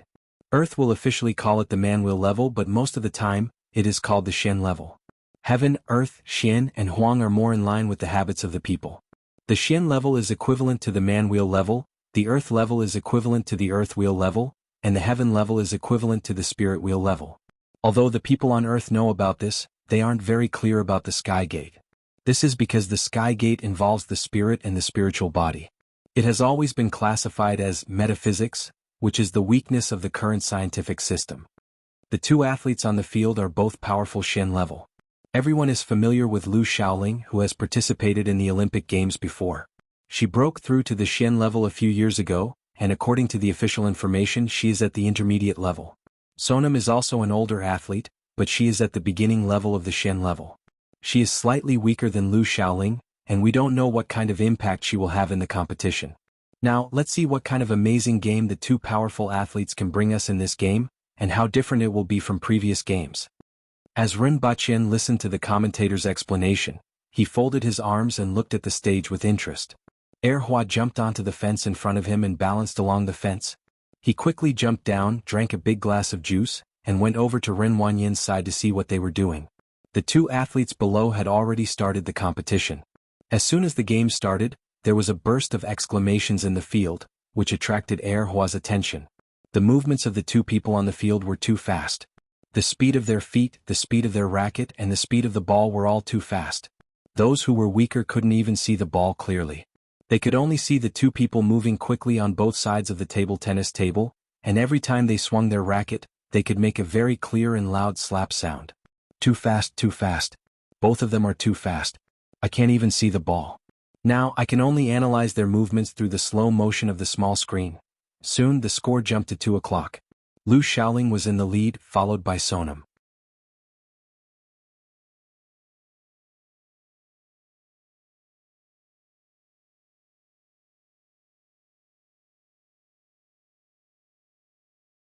The immaturity and childlike expression on her face also indicated that this girl was definitely not old. She might even be younger than she looked. Because a 7 or 8-year-old child already knew a lot of things, he shouldn't be able to do such a thing. Even if he was 7 or 8 years old, his strength above the mystic stage was enough to shock people. Also, who was that bald man just now? Also above the profound level? Xiaoling, how are you feeling? The coach asked with concern. I'm fine. Lu Xiaoling looked depressed. Not only was she depressed, but she was almost depressed. After such a huge incident, he actually subconsciously swapped a few beats with the other party? And then he was hit in the face by a little girl? Everything that had just happened made her start to doubt her life. She had no doubt that what had happened tonight had made her a laughingstock. Ren Baqin gritted his teeth as he grabbed Lu Hua and left the arena. Royal father, why are you leaving? It's fun. Lu Hua was still a little nostalgic about the things he had just played and didn't realize how big of a mistake he had made. Ren Baqin took out the phone from his pocket, pressed it, and an old man appeared in the air. Was that your daughter just now? The old man on the screen was Yang Sen from the Messier 87 department. He was startled and smiled bitterly. In fact, he already knew who Ren Baqin was when he saw him. Sorry, the child isn't sensible. Ren Baqin's veins were bulging on his forehead. In the past, he hated it when parents said, the child isn't sensible. However, it was his turn to say this sentence now. This time we've really made a big mess. It has already been broadcast to the whole world. What are you going to do? Yang Sen smiled bitterly. Go home and beat the child. Do you want to see it? Ren Baqin gritted his teeth. Forget it. You don't show your face much anyway. This storm will subside after a while, Yang Sen quickly said. Ren Baqin hung up the phone with a black face and 2 old men appeared in the air. Was that Yu Qing just now? Ren Baqin's parents were tongue-tied. You don't even recognize your granddaughter? We were shocked when we saw her on TV just now. Mama Ren asked worriedly, what should we do about such a big matter? Don't worry, it's a small matter. Ren Baqin tried to look relaxed. You don't have to worry. How can it be a small matter? Papa Ren raised his voice. Ren Baqin was right. In some ways it was indeed a small matter. There was very little information about him in the outside world, and it didn't matter even if it was dug out. Would he care? Besides, she had only interrupted a competition. At the national level, this was indeed a very small matter. At most, such an accident would make some people look bad. To put it more seriously, it would damage the country's image.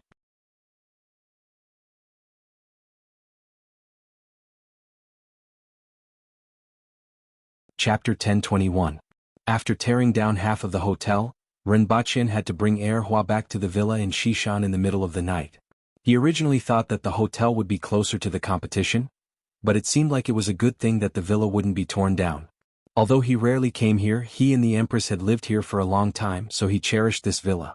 If Hua tore down this villa, she would probably be beaten up a few more times. Ren Baqin didn't change his room, so he got someone to clean up another room for Hua. Hua was full of energy again in the time it took to get from the hotel to the villa. She started yelling and running around the house. She had always been more energetic than ordinary children. In terms of noise, she had the fighting power of 10 naughty children. In terms of demolishing a house, she was equivalent to strengthening a company. However, what gave Rinpoche the biggest headache was that she didn't have a good memory. It wasn't easy for her to remember for 3 days, and most of the time she only had a memory of 3 minutes. Just like now. Father, what's this? Father, this is so beautiful. Father, can I hold this? Father, is this delicious? Can I try it? Put that grenade down.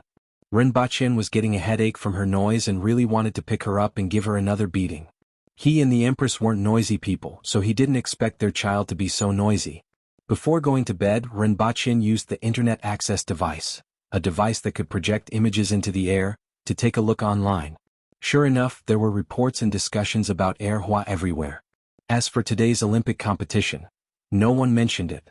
Rinpoche rubbed his head, listened to the rummaging sounds in the supermarket, and chased Erhua back to her room to sleep. A few minutes after he went back to his room, he heard Honeysuckle's footsteps in front of the door. In the darkness, he could see half of Honeysuckle's face sticking out of the door frame. It was completely blocked by his hair, and it was quite scary in the dark. Father, I can't sleep alone. Erhua pouted. Didn't you sleep alone in Wuxia City?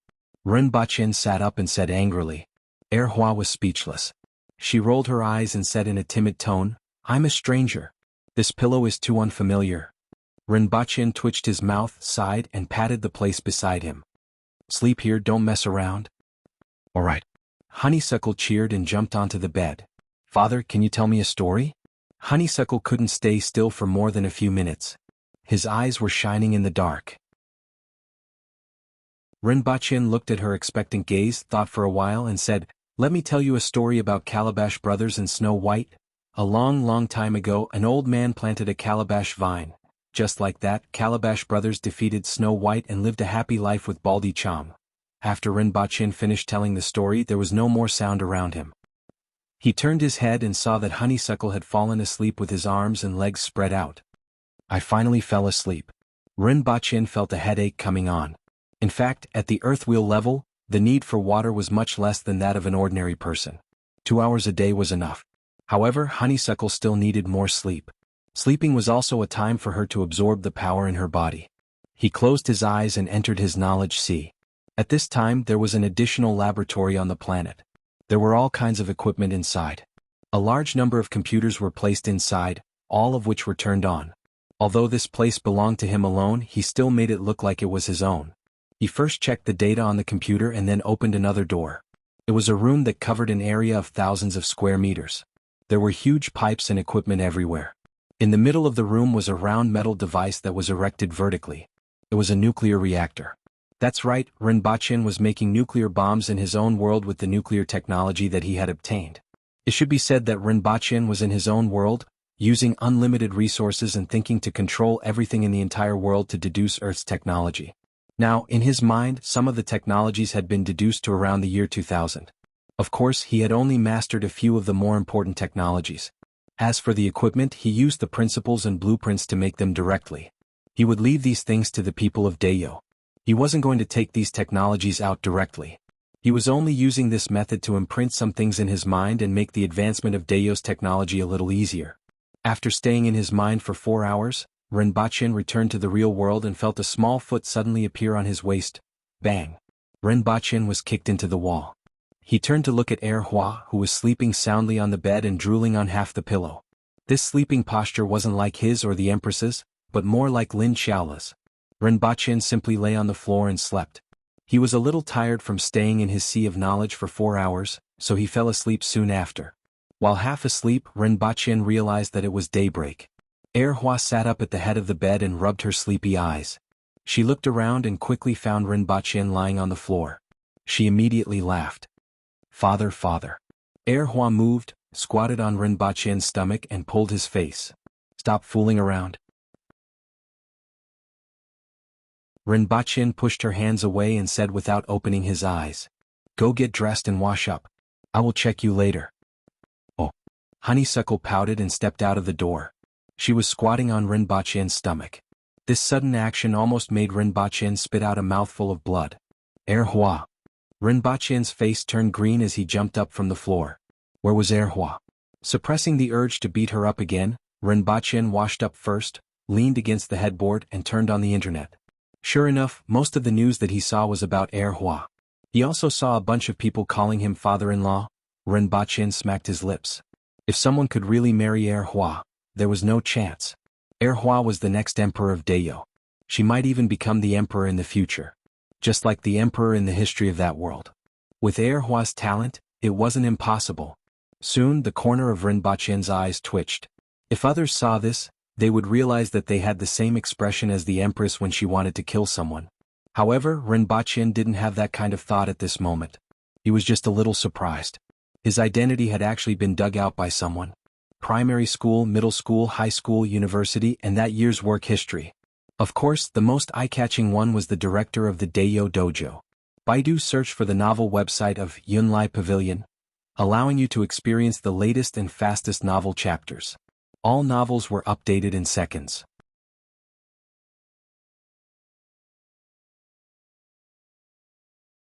Chapter 1022. Not only did they dig out his identity, but they also pointed out that there were many Earth-class experts in Dayo Martial Arts School. Although there were hundreds of Earth-class experts in Dayo Martial Arts School, no more than 10 of them were known to the public. Even so, it still caused a heated discussion. One had to know that in China an Earth-rank martial artist was just a legend. According to the news, the person who leaked his identity claimed to be his classmate, and it wasn't just one person. The informant put all the information together to form this piece of news. Although the name wasn't mentioned, Renbachien knew that the informant was probably his classmate. After all, there were a few things in the news that he only remembered after reading this article. However, it didn't matter. Calculating his age, his classmate should be in his 50s by now. Renbachien's face darkened as he continued to flip through the news. There were some statements in the news that were out of his expectations. When martial arts are in the hands of a few people, it becomes the gap between the nobles and the commoners. We are not born equal. There were many posts on the internet, accusing some people of holding martial arts in their hands and forming the gap between the new generation of nobles and the commoners. Some people were born with powerful martial arts and reached the earth class at a young age. As for ordinary people, they learned ordinary martial arts released by the country and had to join the army or a functional department to learn more advanced martial arts. In summary, they were chasing after the shadows of others for their whole life. Just like the ordinary people in ancient times, they didn't even have the opportunity to learn. It was the same for martial arts. The descendants of ordinary people didn't even have the opportunity to see those advanced martial arts. There was a huge gap between them and others from birth. These kinds of comments actually appeared quite a lot in one night. On the surface, it was referring to the two flowers that appeared in the Olympics, but in fact all the martial arts were released by the country. The purpose was clear. In addition, there was another kind of comment that added fuel to the fire. There was a huge gap between experts and ordinary people. Experts could break the rules at will, just like the girl who appeared in the competition. Ordinary people couldn't even see her figure clearly. Would the country have the ability to stop and arrest such people after they committed crimes? Would the country use the law to restrain and punish such powerful martial artists? As long as one was strong enough, they could break the rules. Coupled with the previous statement that some people were born with high-level cultivation techniques, they were completely separated from ordinary people by an invisible wall.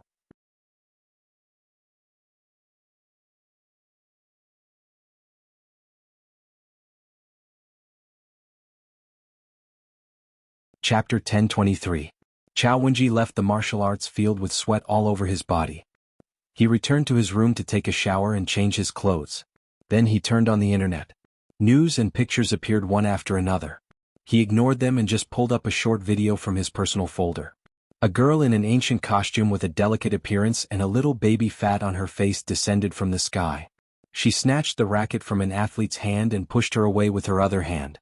Then, with an excited look on her face, she hit the ping-pong ball that bounced off the table. After hitting 3 balls in a row, another strong bald man descended. He carried her and disappeared from the stands in a flash. The whole process took no more than 4 seconds. He had watched this short video hundreds of times. Chao Wenji's eyes were full of unwillingness. He had worked so hard, but she was still stronger than him. The difference was like heaven and earth. She was clearly younger than him. I will definitely be stronger than her. Chao Wenji clenched his fist and said to himself. After watching the video a few more times, Chao Wenji finally closed it. His eyes were filled with indifference and disdain as he swept a few glances at the clamorous discussion about cultivation methods are only in the hands of a few people. A group of incompetent losers who expect others to grant them fairness. Because of this, you will always be at the bottom of society, always looking up to the glory of others. Although he didn't pay much attention, he knew what the ultimate goal of these people was. They wanted the country to take out all the cultivation methods. Ridiculous, childish thinking, the wailing of a defeated dog. There was never equality in this world. In school, some people were short, some people were tall. Some people were ugly, some people were beautiful. Some people were rich, some people were ordinary. They were destined to be unequal from birth. In school, some people were good at studying, some people were bad at studying. Some people were good at language, some people were good at math. This was also unequal. It wasn't the gap brought about by studying. It was the innate gap between individuals. Therefore, the extravagant hope of equality was a laughable thing. Moreover, even if the country really took out the cultivation methods, did they think they would be the ones who benefited? Did they think they could achieve the same results just because they had the same cultivation methods? Ridiculous. The ones who benefited were those countries that had tried everything but couldn't get it. Now they were eyeing it covetously. Did those wailing people really not understand something that even he could understand? They just didn't want to believe that they were mediocre. They were just desperate for their own situation, but they couldn't afford to pay any price, so they used this childish method to give themselves a little more hope in life, or rather an excuse. Chao Wenji finished the breakfast full of meat. According to the previous healthcare system, this kind of breakfast was definitely not good for the body. I'm going to school. Chao Wenji put the plate aside and wiped his mouth with a handkerchief. Wenji. The dignified middle-aged man on the other side of the table called out to him. This was his father, Chao Yuzhou, who was also a famous entrepreneur in the country. Someone must have invited you, right? Have you made up your mind? Chao Yuzhou asked indifferently. Before the Olympics, there was a very important event. The National Youth Virtual Fighting Competition. It was carried out through one of New Century's most famous virtual games, Theon. This was a game that could constantly measure the user's personal strength and condition.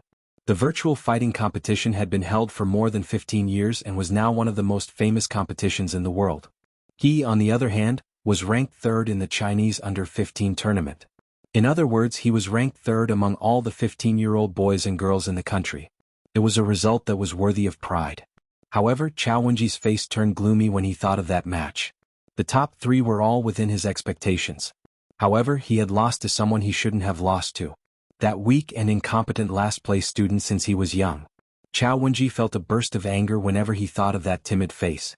That guy was so strong and he lost to him. He couldn't accept it. Despite his gloominess, Chao Wenji didn't forget to answer his father's question. The best is not here yet. After saying that, he turned around and left. The people from the Armed Forces Command aren't here yet? Chao Yuzhou understood. With Wenji's strength, the Armed Forces Command was the most suitable for him. Although the military was not bad, there was still a gap between them and the Armed Forces Command in terms of high-end strength and techniques. When he arrived at school, Chao Wenji ignored the many students who were staring at him. He was already used to this kind of gaze. He came from a wealthy family, had great talent, and was good-looking. It could be said that he was one of the most admired people in this private school. It should be noted that although the students in this private school came from good families, there were still different levels of wealth.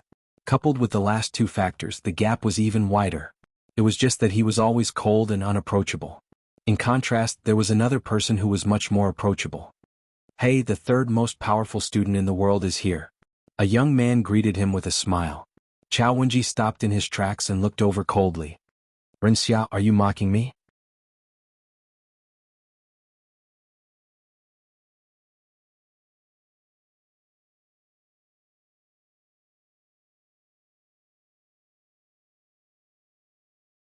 If you accept the invitation, you will have the opportunity to see those who are truly powerful.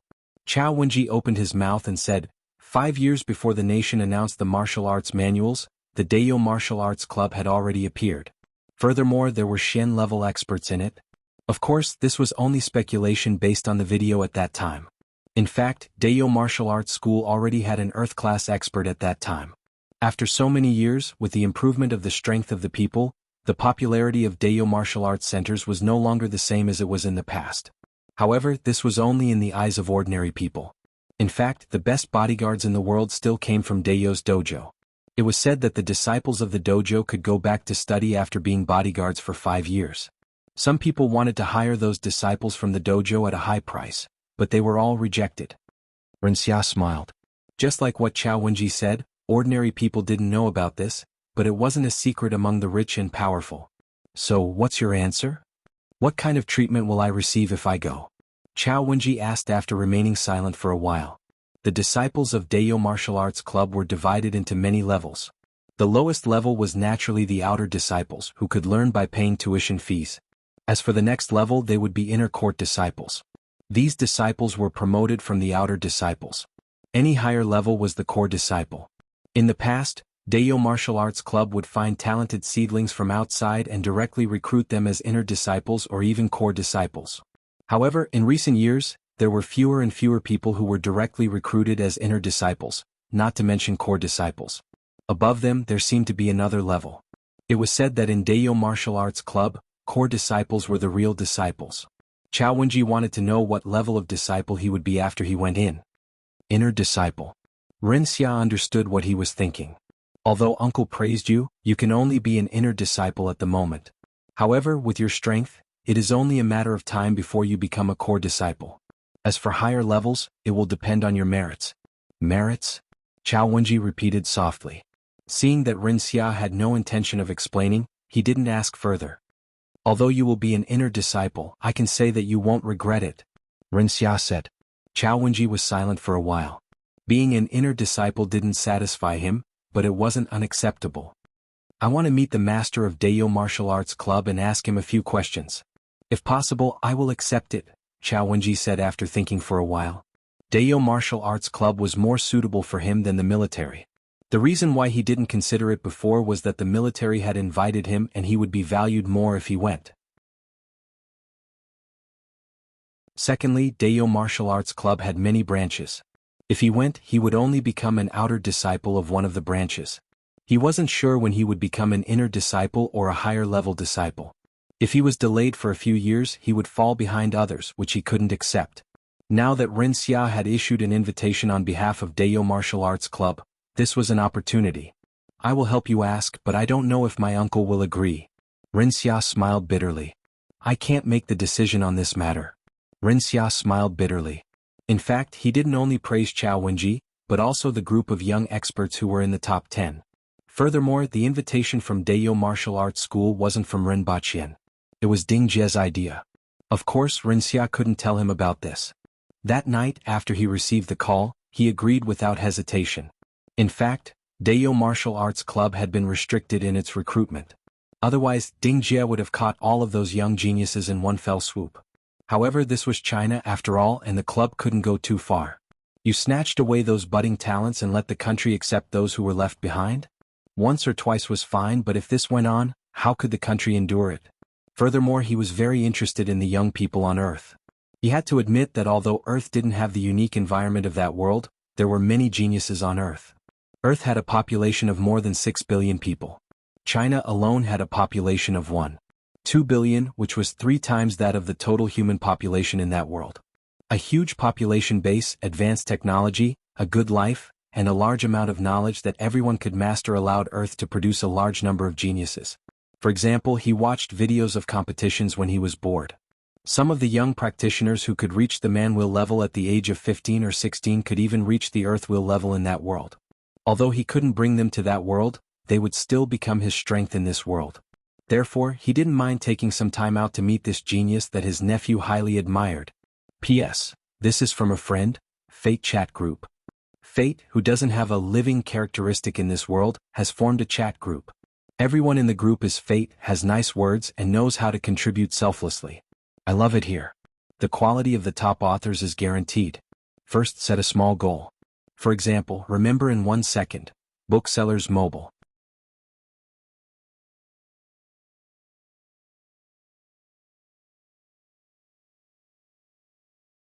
I think he went to look for Auntie Ning.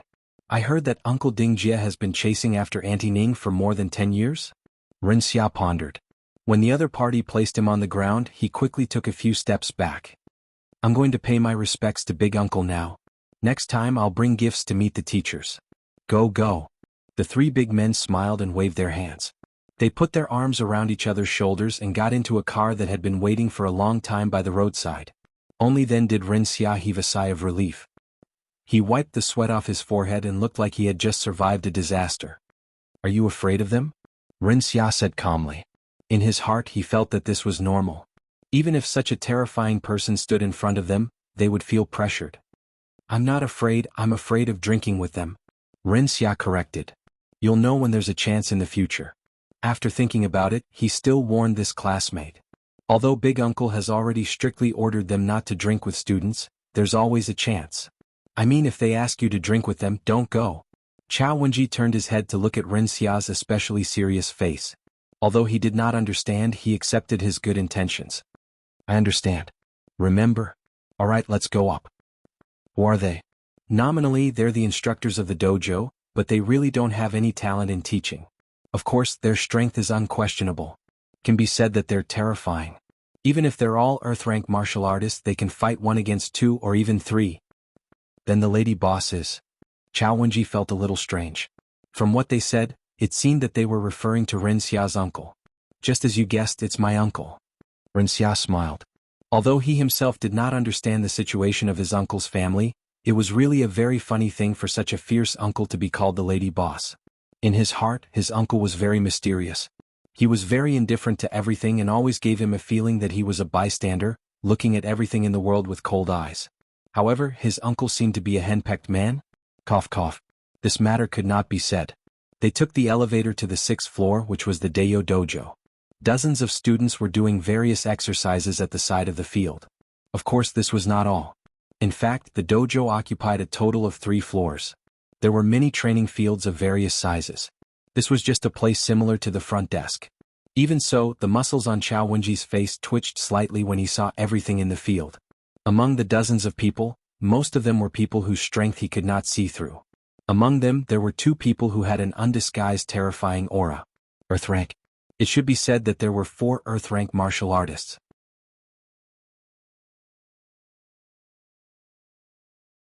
When he saw her, Chao Wenji's pupils shrank. It was the young girl in the video. Before he came, he heard from Rinxia that she was 9 years old. However, it didn't matter how old she was since she was born with the strength of an Earth-level expert. "Uncle. Yu Qing." Rinxia greeted first, took a few steps forward and smiled. "Aunt Ning is actually here." Rinxia also saw the side profile of the person who turned around. She was one of the most famous actresses in the country, Ning Kaichen. She had excellent looks, outstanding acting skills, a deep background and no scandals. Why was she here? According to Rinxia, she seemed to be very familiar with him. He looked at the 2 of them and smiled. "You are here. Have a seat. First, set a small goal. For example, remember in 1 second. Booksellers Mobile."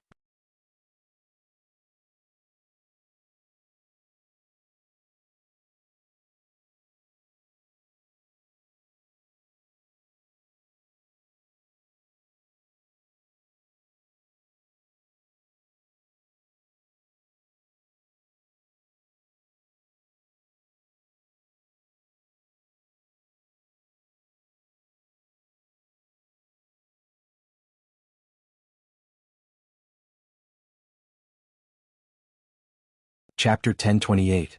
As soon as Zhu Hua got up from the bed, she stood there with disheveled hair and a sluggish look. She was venting her anger like a young girl who had been bullied. "Why do I have to learn etiquette when the princess is learning etiquette? I might as well learn mathematics." Zhu Hua grumbled indignantly. If the freshmen who had just come into contact with calculus heard this, they would definitely welcome it. "Come, let's throw ourselves into the world of mathematics and reach the pinnacle of life together." "I'm not doing it. I might as well fight in the arena." Zhu Hua rolled her eyes and felt that fighting in the arena was more suitable for her. This time she was not going to do it no matter what Yagüe said. That night. The sugar cane harvest has been pretty good these days. As a bonus, you can get 2 sugar canes a day, Rin Bachin said before she could speak. Zhu Hua's eyes lit up. Although the sugar cane had a layer of skin, it contained the purest sweetness that no other fruit could compare to. There was also a lot of water, and the most important thing was that it could fill one's stomach. Just thinking about it made her salivate. "Thank you, Your Highness. However, head attendant Xiong has told me many times that you don't listen to her instructions and don't follow etiquette. You have been in the academy for so many years, but your studies have always been at the bottom. Now that you have come to the palace to learn some etiquette, you can't control your temper. You don't want to stay in the academy for so many years and learn nothing besides learning how to read, right? Renbachien said. In Dayo, Xiong, Shi, Tai and Tong were all common surnames. Among them, Renbachien was most curious about the surname Tong. After all, pandas and polar bears weren't strong and were only slightly stronger than biting rabbits like baby asps. The ancients wouldn't use such weak creatures as their surnames or the names of their villages. After all, in the early days, surnames were usually based on the location of the village, the special minerals, and the beasts that were totem beasts. He reckoned that there were powerful beasts called bears in the outside world. Got it? Zhu Hua felt a headache when she heard Renbachien's lecture. Go, I will get someone to send the sugar cane to you and Erhua in a while. Renbachien waved his hand. I will take my leave then. Renbachien grinned as he watched Zhu Hua leave. This child was really easy to fool. In fact, he already knew that Zhu Hua would not be patient enough to learn etiquette. It was inevitable that he would come over to complain or resign. Although Zhu Hua was fooled by him again, Zhu Hua's treatment was getting better and better. Now he got pastries, sugar and sugar cane every month. When he returned to the palace, he saw that the empress was sitting there and seemed to be in a good mood. Is there something good today? Renbachien laughed. You can say so. Hong Xian, that lass has finally broken through. The water empress said with a smile. After all, because of Hong Wu, the empress had been paying close attention to the Hong residents. Now that Hong Xian had broken through, she also felt happy. It is indeed a good thing. Has your majesty thought of a position for her? Renbachien laughed. He had long since forgotten about the little conflict he had with Hong Xian. Furthermore, Hong Xian had reached the cardinal heaven level at the age of 29. She had great potential and might even reach Hong Wu's level in the future. If he could leave the 60,000 mountains, his achievements would be even greater. Great General means the Protectorate of the South, the Empress said. Oh, the General-in-Chief who supports the nation has spoken. I didn't expect it to be the Protectorate of the South. It won't be peaceful there. Not to mention the foreign races that are still being searched for, there are other dangers in the 60,000 mountains. Hong Xian's father is also under Shiwanya, right? The dangers are great, but there are also many opportunities. As long as the location of all the foreign races is confirmed and all of them are wiped out, the Protectorate of the South will be the outpost for the outside world. Renbachien nodded. Even if she wasn't among the first batch of people to go to the outside world, the Protectorate of the South would still be stationed near the outside world in the 60,000 mountains. It would definitely be better to train there than here. Although it was dangerous now, it was child's play compared to the war that would happen in the future. It was also an opportunity to hone her skills. Hong Wu had put in a lot of effort. At her age, she should have gotten married long ago, right? Previously, she was focused on cultivation. Now that she has reached the cardinal heaven level and has reached a certain level, Your Majesty can appoint a marriage partner for her. Renbachien had never given up on increasing the Aboriginal population. This was especially true for such a talented young expert. He should get married earlier and have more offspring. Renbachien was already considering the Aboriginals' 3-child subsidy policy to promote the increase in the population. The Empress rolled her eyes at him and said, "You are about to go berserk." Renbachien pondered and said, "Speaking of which, Your Majesty should set an example." The Empress lazily leaned against the couch, gave him a sideways glance and said provocatively, "Come on." Immediately, the palace guards sealed the palace with ease. Before the two of them came out, no one could go in. The Empress didn't attend morning court for many days, and everyone in the imperial court was used to it. As a result, there was a small interlude. After finding out that the palace was sealed, Erhua rolled her eyes, knocked out her caretaker Zhu Hua with a brick and sneaked out. It was still the same restaurant as last time. Unfortunately, others knew her identity this time. They received her warmly and sent someone to inform the palace guards. Xange personally came to take Erhua back, and she was greeted by Zhu Hua's resentful gaze. She was actually knocked out by a 3-year-old with a brick. Zhu Hua felt like dying. As for why a 3-year-old would use a brick to suffocate someone from behind, Zhu Hua could only sigh and say, "What a sin." This was what Xange told her. Back then, she had suffocated a few people with stones in the village. Renbachien got people to keep an eye on Chao Wenji while he was busy with various things in Dayo. Chao Wenji was accepted as an inner disciple. He could only become a core disciple after reaching the later stages of the man-wheel level. At present, Daeyo Martial Arts Center had trained dozens of earth wheel experts, which was twice as many as the Armed Forces Command and the military combined. On one hand, it was because Daeyo Martial Arts Center recruited many talented young people in the early stages. On the other hand, it was related to the martial arts manuals. As mentioned before, these original martial arts manuals had a much smaller target audience than the modified versions, and they also had a higher requirement for talent. However, the inner disciples in the martial arts center were all talented young people, so there was naturally no need to worry about this. Shaojiang Academy. Ning Changqing looked at the 20 young scholars in front of him. Among them, 17 were men and only 3 were women. Shaojiang Academy was considered open-minded, and there weren't many women in it. For example, Wangjing Academy didn't accept female disciples at all. In the Aboriginals, due to the strength of women, women were truly equal. Many of the court officials were women, especially in the Ministry of Revenue, where there were more women than men. However, in the Yun Nation, men were still the majority. Compared to the academy, women who were talented were more valued in the sections. This time, when you go to Black Bamboo Academy, you will be representing the academy and your own future. I won't say anything unnecessary. Whether it's for the academy or for yourselves, do your best. He didn't say what they would do their best, but everyone was clear about it. Understood. Don't worry, Dean. Well, remember not to talk nonsense when you get there.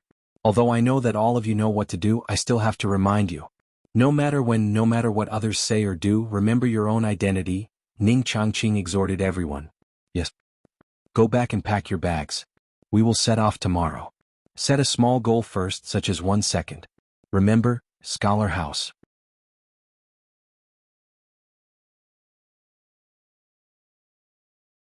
Chapter 1029.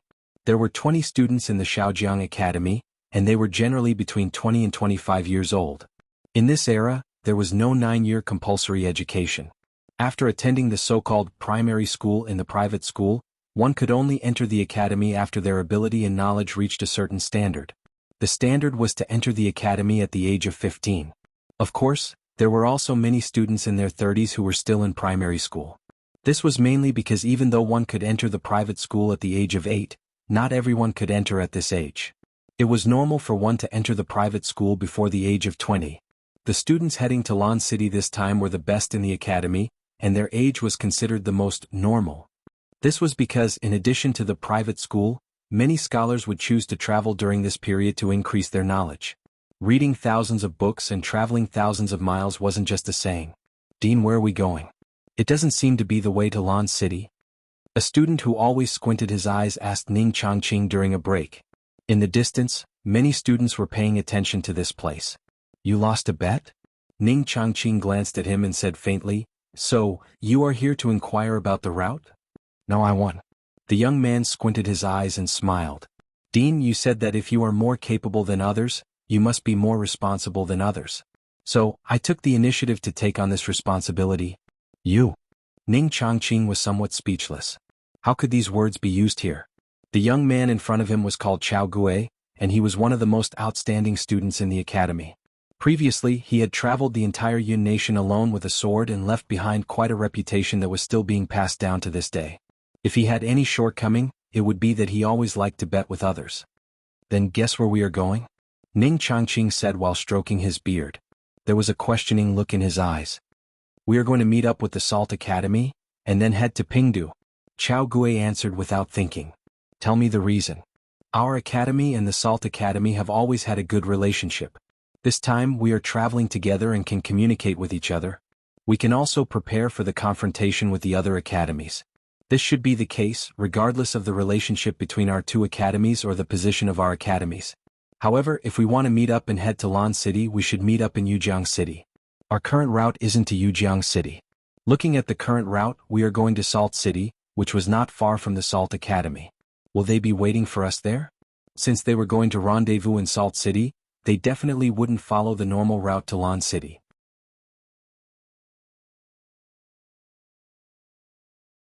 Ning Changqing greeted the dean of the Shaojiang Academy. The students from the two academies also greeted each other. I, Yen Ruosui, greet the brothers of the Shaojiang Academy. These are my classmates. A rather enthusiastic young man, or rather a teenager, greeted them and introduced them to the people from the Shaojiang Academy. Greetings. Everyone from the Shaojiang Academy cupped their fists. Their attitude wasn't perfunctory, but it wasn't very enthusiastic either. The reason was naturally because of what was mentioned above. It is my honor to be able to go to Lan City with everyone from the Shaojiang Academy this time. I might have to disturb you and listen to your wise opinions. Yen Ruosui didn't care about the other party's performance and was still extremely enthusiastic. Brother Ma, let's make a bet. Let's guess whether he can't wait to trample on us under his enthusiasm. At the back of the crowd, Chao Gui patted the shoulder of an ugly young man with small eyes and a face full of pimples. He whispered in his ear. If two people guess the same option, the bet won't work. The ugly young man's eyes flashed as he snorted. The Salt Academy was also a rather famous academy in the Yun Nation, and its style was similar to the Shaojiang Academy. The founder of the Salt Academy had learned from the Shaojiang Academy, so its style was also instilled into the Salt Academy. Coupled with other relationships, the relationship between the two academies was pretty good. However, this didn't mean that the students of the two academies would have a good relationship. The Salt Academy could be said to be a substitute for the Shaojiang Academy. For many people, regardless of whether they were students or other people, their primary goal was naturally the Shaojiang Academy, and the Salt Academy was the next best. Therefore, many students of the Salt Academy always felt that they were inferior to the Shaojiang Academy. On the surface, the Salt Dao Academy blindly followed the Shaojiang Academy's lead, but what the numerous students thought in their hearts was another matter. At the very least, there was definitely a desire to compare. That's hard to say. Chao Gui had a faint smile on his face. Why don't you guess? What's the bet? Ma Hualong asked. A drink at House Yunyan. Ping City's House Yunyan? Lan City's House Yunyan. Then it would be impolite to refuse. He must have other plans in mind. As long as he finds an opportunity, he will step on our heads to show others. I heard that the Salt Academy has a genius surnamed Yen. It should be him, right? Remember, a drink at House Yunyan. Ma Hualong giggled. Chao Gui chuckled. Then I'll guess another possibility. After saying that, he took 3 steps forward. Brother Yin, how have you been recently? Brother Chao, I saw you just now. Seeing that you didn't have any reaction, I thought that you had forgotten about me. Yen Ruosui welcomed him with joy.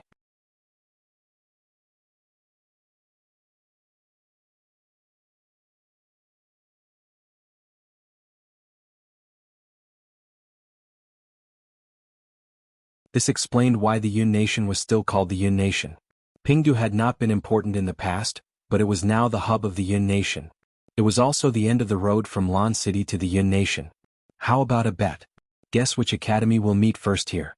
Chao Gui nudged the red-lipped, white-toothed young man with his shoulder. I never gamble and I won't gamble with you, the young man said with a cold face. How boring would that be? It's good to have a little excitement in life, Chao Gui said with a smile. Not interested. The young man quickened his pace and ignored him. The young man was one of the 3 most outstanding disciples of the Shaojiang Academy, Shui Yuanpei. Shui Yuanpei, Ma Hualong, and Chao Gui each had their own characteristics. Ma Hualong was ugly, Chao Gui was a gambler, and Shui Yuanpei was old-fashioned, stubborn, had no hobbies, didn't like women, didn't like men, didn't amass wealth, and wasn't greedy for power. He was a boring person that no one could find any flaws in. However, he was also the Academy's most handsome student. Hualong, forget it. You still owe me a banquet at House Yunyan. Chao Gui looked at Ma Hualong and shook his head. We still don't know who will win, Ma Hualong said. Chao Gui flashed to the back of the group, put his arm around Yen Ruosui's shoulder and asked, Do you want to make a bet? Yen Ruosui laughed and said, Brother, you still like to bet with people. He still remembered that when he faced those villains he felt that he was going to die this time. However, the trembling girl behind him made him grit his teeth and stand in front of her. Do you want to make a bet? He hadn't reacted when that voice sounded. Let's bet what poison you were poisoned with just now. Look at the 3 bottles in my hand. One of them is the antidote and the other 2 are poisons that will take effect immediately. Do you want to bet? I sprinkled the poison into the wind just now. Didn't you smell the cloying fragrance of the girls in drunken fragrance? This poison isn't that powerful. At most, it will make your intestines rot and you'll have to dig out your own eyes. You probably still have, let me calculate, about 5 minutes left. Of course, you can also bet that I'm lying to you. Which one do you want to bet on? Chao Gui sat on the eaves, fanning himself with one hand and holding a jar of wine in the other. There was a red lipstick mark left by some girl on his face, and he laughed wantonly at the crowd below. Yen Ruosui smiled and said, Since brother is in the mood, I am naturally willing to accompany you. What do you want to bet on? You're smart. Chao Gui patted him and praised. Let's bet on which academy we'll meet next. I'm sure that it won't be just our 2 academies that have come to Ping City. The people who were listening with interest immediately felt that it was very difficult when they heard the content of the bet.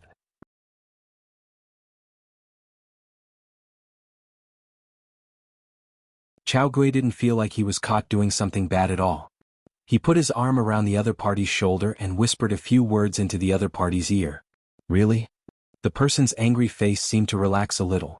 The truth can't be faked and the fake can't be real. Don't worry. Chao Gui laughed. Xiao Huan. Don't worry. When we return from Lan City, if you say anything false, I'm bound to lose every bet. Humph, I hope you can do what you say. Brother Zhu, don't worry. Chao Gui pulled the other party to the side. No one knew what he said. Only a few scattered words drifted over, causing everyone's heart to ache even more. After a few words, the other party's expression softened. He nodded at him and turned to leave without paying attention to the others. Everyone, I heard that the best restaurant in Lan City is called Shanhui Restaurant. Chao Gui turned his head and winked at everyone. Brother, we can't miss a drink. Everyone from the Salt Academy laughed. Although they had lost, they didn't mind. Instead, they felt that Chao Gui was very interesting. Moreover, everyone had heard of Chao Gui's reputation. He was one of the most talented disciples of the Shaojiang Academy. At this moment he didn't put on any airs and everyone liked to make friends with him.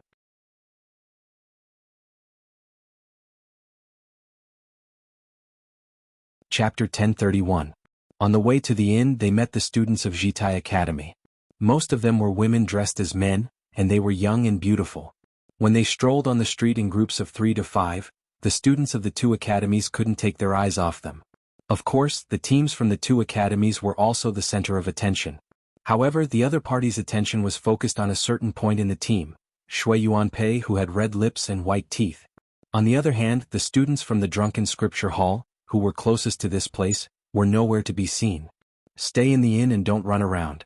Dean Yin and I will make a trip to the Protectorate headquarters, Ning Changqing said to the group from the Shaojiang Academy after settling down at the inn. Don't worry, Dean. Chao Gui vowed. Ning Changqing glanced at him. Chao Gui was indeed reassuring except that he liked to gamble. If he didn't change, sooner or later he would suffer greatly because of this. The 2 presidents left for more than 2 hours before returning and gathering everyone together. Our 2 academies are the last. We will set off for Lan City tomorrow. So many academies are leaving together?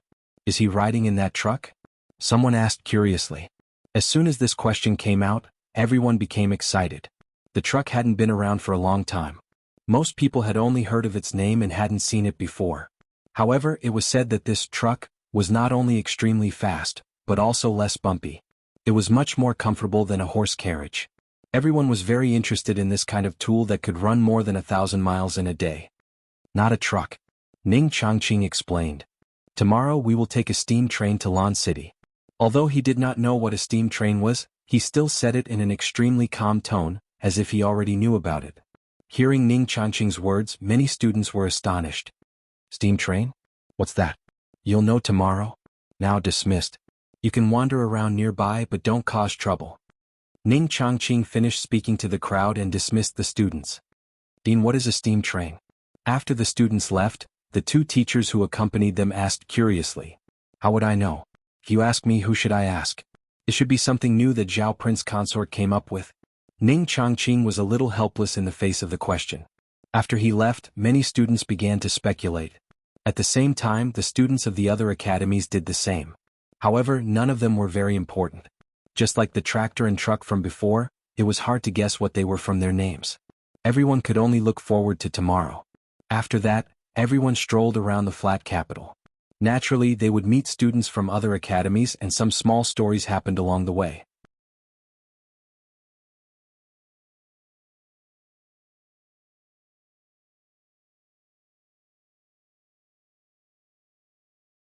Chapter 1032.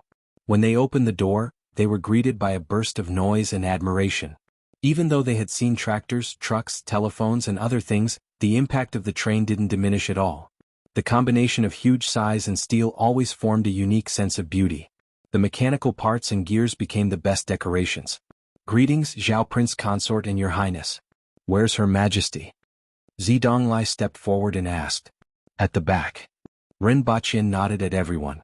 Then he pointed at the young people who came down from behind him and said, "Let me introduce to all of you the biggest contributors this time around. They are the first-year students from Black Bamboo Academy. They are the ones who turned the blueprint into reality. They made the steel behemoth like the steam train appear in the world." The first person to jump down from behind Rinpoche was Tonglan, who was dressed in white. Tonglan was 1.7 meters tall, had a slim figure and a delicate appearance. She had a unique temperament that was a combination of heroism, wisdom and self-confidence. She amazed everyone the moment she got off the train. Following her were Shurgan and the other students. The oldest among them was 25 years old. Unlike the Aboriginals who could be seen everywhere, their 7 years of learning had given them a heroic bearing that was different from barbarism. Even if they were standing in a crowd, they could be easily distinguished at a glance. Everyone got off the train and stood in a row. Rinpoche let go of Lu Hua and applauded, "You guys have succeeded. Well done. At your age no one can do better than you." Following Rinpoche's actions, everyone applauded. Although there was applause in this world, it wasn't a ritual like it was on earth. However, with Zhao Prince Consort applauding in front, everyone naturally followed suit. This kind of action was easy to understand. For a moment the atmosphere was quite enthusiastic.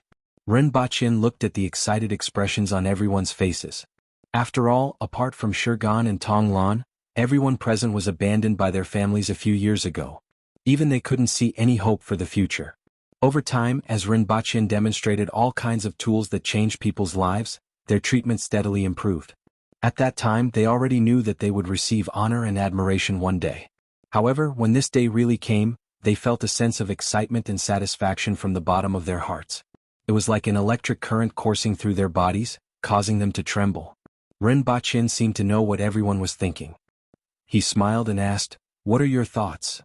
"It didn't explode. We were so lucky," Du Laolu said. "There was a period of pressure that I couldn't release. I thought I was going to ascend to heaven." What greeted him were more than 10 cold gazes and more than 20 sympathetic gazes. One had to know that this wasn't a trial. The Empress, Yagüe and many of the court officials were on the train. If the train were to explode into the sky, they didn't even dare to imagine such a scene. One could imagine the pressure they were under. Fortunately they arrived safely. You can keep such thoughts to yourself. Rinpoche was so angry that he almost laughed. "Do you have to be so direct?" Very good, Xiaolin did well. As the Minister of the Ministry of Works, he attached more importance to the means of transportation than anyone else. Especially when his granddaughter, Tonglan, was among them. "It's not just me." In a rare moment of modesty, Tonglan added in her heart, "At most, half of the credit belongs to me. She is indeed my granddaughter."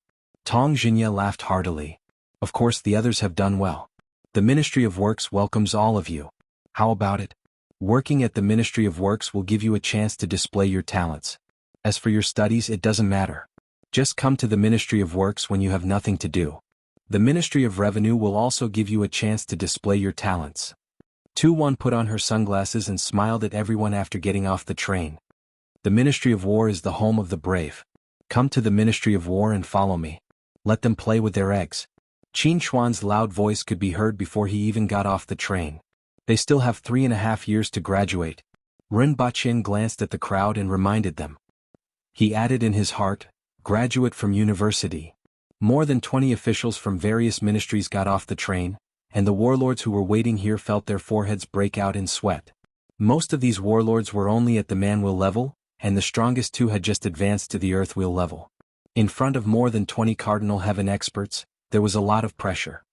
"Your Majesty." When the Empress, who was wearing a red dress and had her hair casually draped behind her, appeared, everyone immediately cupped their fists and greeted her. "Mother." Hua turned around and threw himself into the Empress's arms.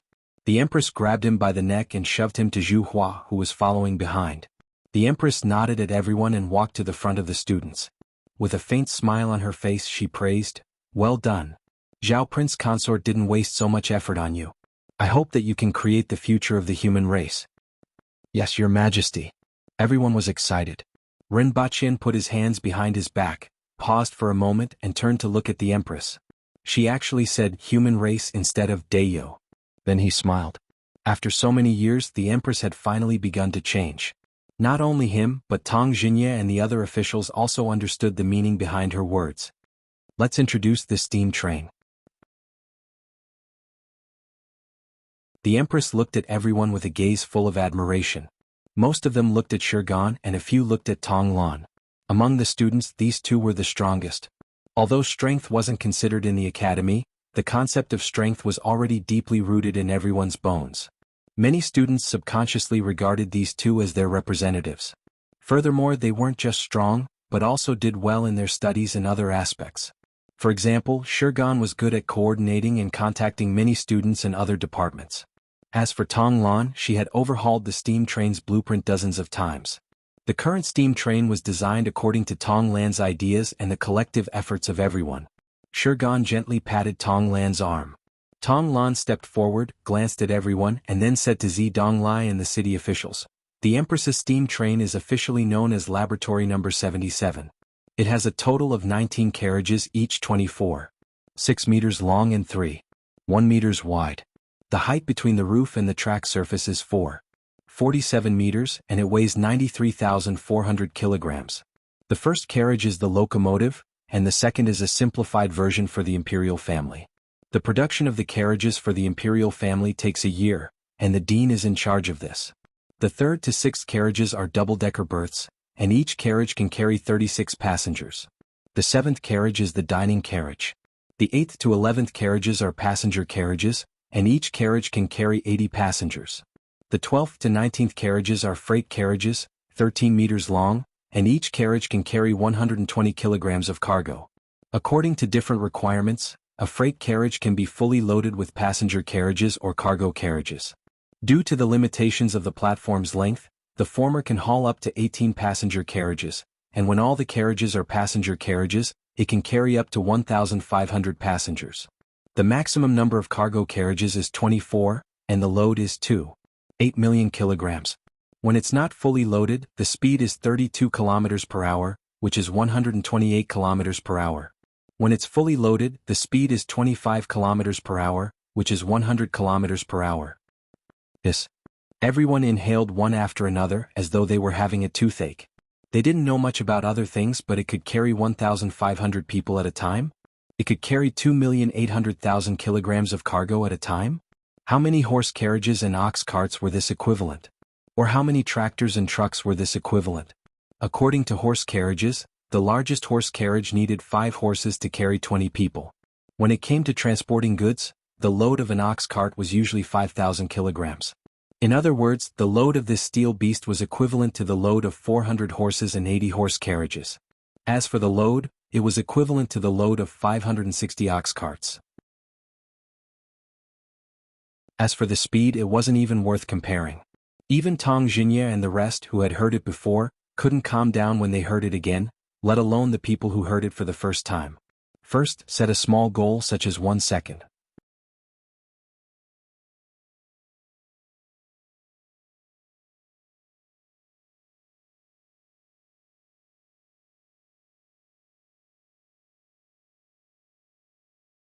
Before we came, we were already prepared to sacrifice ourselves for a righteous cause.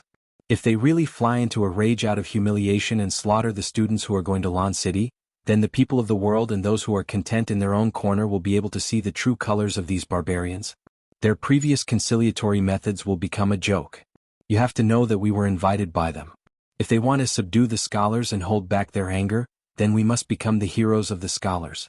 Another scholar with a pair of reptilian eyes scanned the people in front of him and said. His eyes were filled with bone-deep hatred. If they became the heroes of the scholars, even if the imperial court of Dayo wanted to do anything in the future, they would have to consider the reactions of the scholars. Since ancient times, the writers of the scholars couldn't be offended. The other 3 people remained silent and played with the wine cups in their hands. What?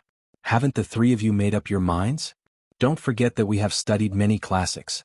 How can we easily side with those barbarians?